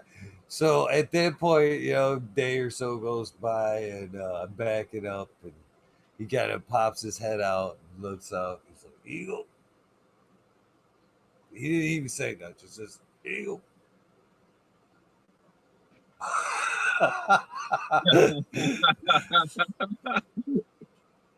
And that was the icebreaker between me and him, because I was always leery up to that point. But after that, I'd always go over with a joint or something. Veterans Day, I always hooked him up with a sack. Always hooked him up. Found out he really loved some hash, so we ended up towards the end uh, sharing that. Every time I'd make some good bubble, I'd take some over there and smoke a bowl with him, and he would tell me some cool ass Vietnam stories. He ended up he did write a book. Cool ass guy. In fact, for those of you who get stuff from me, 9 times out of 10, because you have to put a valid return address. It's the Colonel's address. So some of you brave souls, if you decide to send seeds or whatever, they turn up at my friend the General's house. He may or may not appreciate that, but that's where they go. Tell me, Eagle sent you. Yeah. That's funny. Yeah. When we first moved out here, we still have our house in Colorado, and so I would put that address, like, just send the bullshit mail there. And then I don't know what, a couple months ago, our daughter's friend calls us up, like, I need a place to stay, so anyway, he's staying there, and then I'm trying to figure out, because he's a straight kid and everything like that. Doesn't smoke or anything, doesn't smoke, drink or anything like that. But then I'm trying to figure out, I'm like, man, what's still going there? Shit, I think, like, what was it, like the hemp magazine and some other, and like some, I don't know, a couple grow magazines and all kinds of other shit still going to the house. I'm like, fuck. Yeah, so it's funny. I've actually had that happen as well. It's funny that you bring that up, because that's funny too, because I outright hung up on the people that bought that place. They called me one day. I don't know how the fuck they got my number. If they opened up like maybe my Sprint bill or something. like later on, because I got a call from them, and they're like, they call, and I'm like, I answer, and I'm like, hello, and they're like, is this Eagle? And I'm like, any conversation that starts out like that, I'm always leery, and I'm like, why? Who wants to know? Yep. Who's Well, asking? well, we just moved into this house, and I was like, oh shit, click. Not me. I don't want whatever's fucking being mailed there. Don't track me down. I tried. I tried to because there was obvious tracks that a grower had lived there because up in the attics was obvious a grow room. In the panel, veg and veg bloom in several rooms in the panel. I actually pulled the wire because I actually ran the wire. Fuses for them spots were gone. I had actually pulled all the wire back to the room, but you could still there was a there was a door there with fucking all my slaps on the fucking door and shit. And yeah, I did. Oh man, funny times. That was a scary time right there too. While trying to sell that place, uh, realtors and people coming over and growing the whole time. So realtor would always want you to be gone. Like, okay, they look at everything but the fucking garage area. You know what I mean? They look everywhere but there. I've got too much shit in there, storage, whatever. And so I always had to Yep. have to No come up with peeking. the same old reason. Yeah. Actually, at that point of, I actually blacked out the windows. I actually painted the fucking windows black in that garage, so they couldn't even. It just looked fucking black as fuck in there. If you wandered up to the window, you couldn't even like look across or nothing. It just looked dark. We built a Yeah. light box on a timer. Remember that? Mhm. We built a box around the window so it had curtains in there and everything. Put a little night light in there, so the light come on, 7 o'clock at night. Go off at 7 o'clock in the morning. But yeah, Uh, we've done some stuff to cover some windows. Well, when people can look through, and for years they seen this house, with the window there that they could, see in to see out and to see light through it and everything like that. And then, we turn it into a grow area and block out off all that lighting, like, huh. So let's figure out a way to make it look like the windows, the rooms in use for some time. So we made these little light boxes in the windows, and that's what we used to kind of make it look like, the lights came on at night and went off in the Wasn't day. a grow room. Yeah, that it wasn't a grow room. oh man, that's funny because as a grower, you can pick little subtle things off that can pick off a grow. The other day I was cruising down the road and I'd seen it was a house that it had the nice windows, but it had the half moon window on top, which normal people don't put curtains on because it's so fucking high up. Why would you? You know what I'm saying? You ain't gonna see nothing in Yeah. there. But as I'm driving down that road, I look over it, and what's screaming out of that room is the old blurple light out of that window. And what other reason would you have blurple screaming out of that window? And I'm like, come on, guys. You took the time to cover the bottom window, but you don't. Nobody's not picking out that blurple screaming out the front window there. Yeah, really. But it's whatever. I respect it. I just think it's just funny how you can Yeah, see, pick that's out little funny. things like that. And when I was doing Yeah, construction heck, there, it's I like could you pull pick up it to, out. they try to hide these, Go ahead. I'm sorry. Oh yeah, yeah. You pull up to these real estate, the buildings like commercial buildings and stuff like that, and it looks like a regular office place, from the outside, except there's like 12 fucking, compressors sitting there for their air conditioning. Like, yeah, this has got to be the coolest office space in the fucking world. Right on, right on. There's been several times I've rolled up on construction jobs and I can smell it like a hound dog. Just, it's over there. 2 houses down. It's got to be right there. It's pungent. I can almost tell you the strain. Oh, man. I've Yeah, actually that's it went a too. few extra steps You here. I actually you can exhaust up definitely high. sniff on the grill. I exhaust high out the roof so the wind can take it from the roof Nice, level so it plus dissipates as it comes six, down. 7 feet. Yeah, the wind catches it, hopefully picks it up a little bit, and maybe blames it on the neighbor. Yeah, somebody smelling it down, man. Yeah, Yeah, once in well, a while we'll go out and we'll smell it from the greenhouse. It doesn't get too bad, but and luckily we don't have like any real close neighbor or anything like that. But it oh shit, battery's about to let go out here. But yeah, we can, it'll get stinky once in a while, but not too bad here.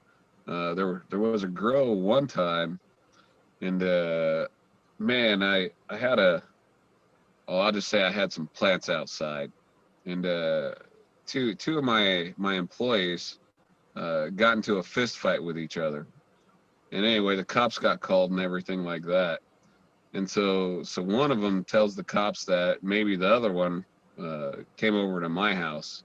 So I get a call from the cops and everything, and they're like, "Well, we want to come over and check." I'm like, "No." Click, and shortly, a little bit later, I hear cops outside and everything, and so I'm outside in the dark, pulling down these plants, and I don't know if I should have left them or pulling them was a good idea, because pulling them laid them all on the ground, which was good because then they didn't see them when they were shining their flashlights over the fence. But the bad part is I think the reason that they were shining their flashlights over the fence is I pulled all those plants down, and oh man, it stunk. That brings me to a funny point. Well, I can see that happening for multi reasons. Well, you knock the plants around, and of course they're gonna stink for one. But pulling them out of the ground like that, have you ever noticed?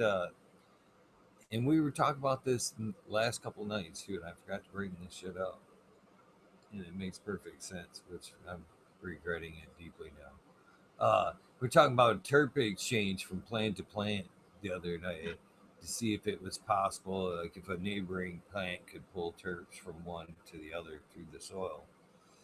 And well, in this case, I'm wondering, what a lot of that smell came from is the root zone. Have you ever taken a plant with not even the plant, as you've chopped it down and you've taken that root ball outside and chucked it out of the pot? And for me, I smash it down.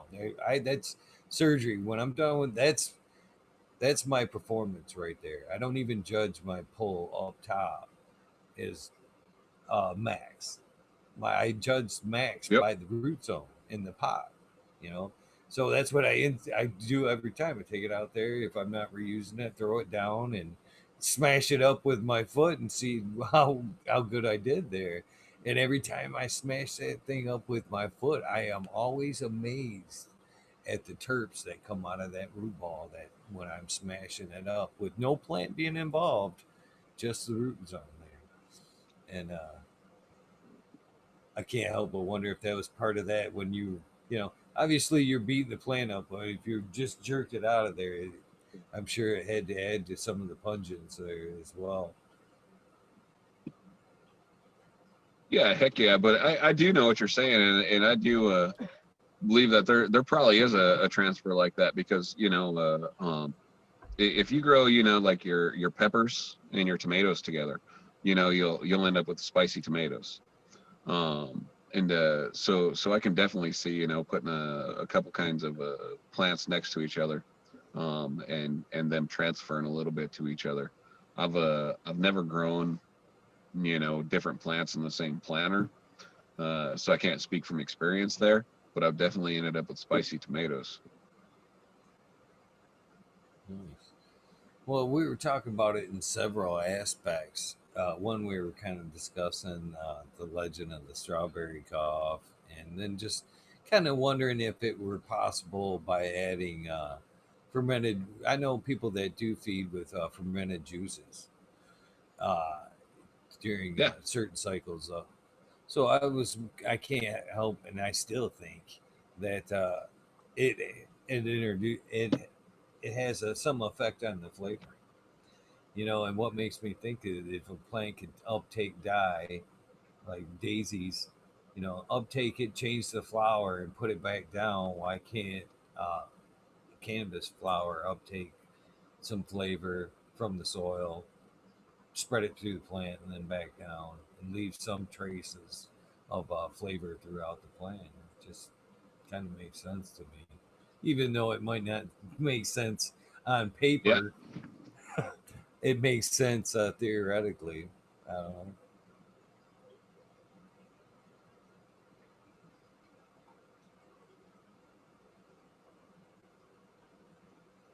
Oh no, I think I might have lost him. Weedworks, come back. Ah, no, I think he may be gone. Well, I hope not. Is it me, chat? Are you guys still there? Chat's still kind of hanging on. Cheers. It was 3:33. I missed it. Chiba man, Ducky. Need to catch it. You gotta be the one to see it to make it happen. Yep, looks like Weedworks is out. Well, Weedworks, if you do not return, it was a pleasure to have you with us. I'm gonna have to try to get him back on to see if I can get that sound bite.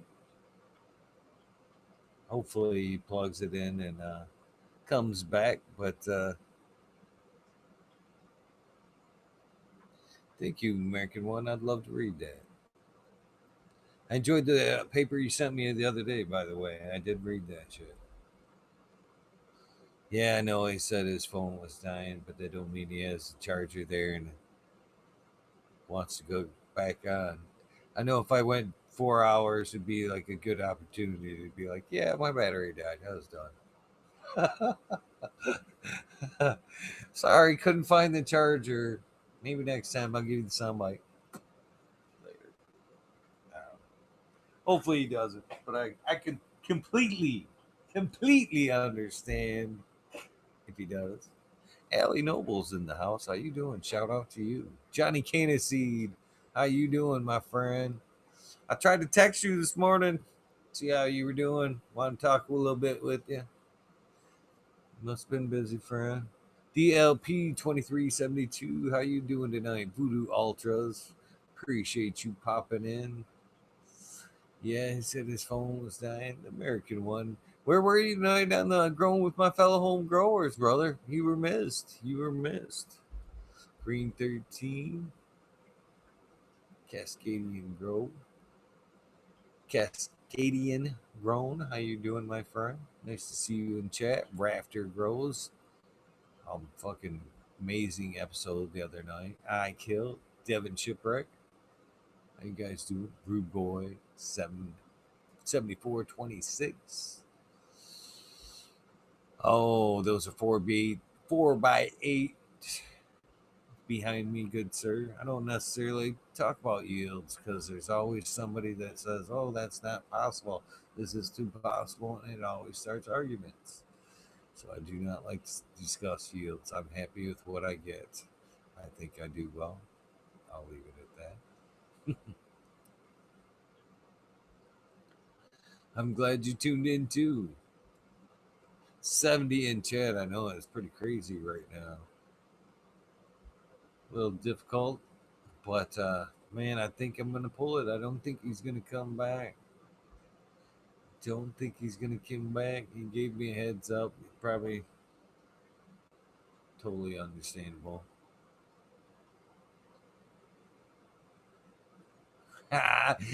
Funny. That's fucking funny, Tal. I did the same thing yesterday.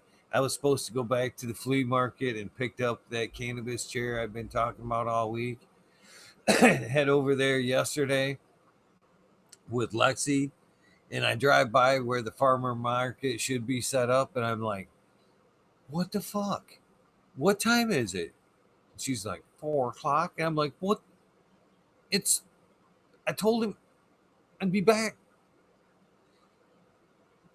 And she's like, it's Saturday. And I'm like, oh, shit. I'll have to try again next week. totally, totally can relate there, brother. Totally can relate. Well, shit. I guess I should be responsible and pull it or just be done for the day. Give you guys a little bit of choice on that. You guys want to hang out a little bit in the rafter in the rabbit hole, or should I just call it good for the day and get my ass to work? You guys want to hang out or what? It's pretty close. Still got at least a full half hour, if not more. We could be hanging. It's up to the 67 currently in chat. 3 already bailed. Was like, fuck this. Guess gone. Gone.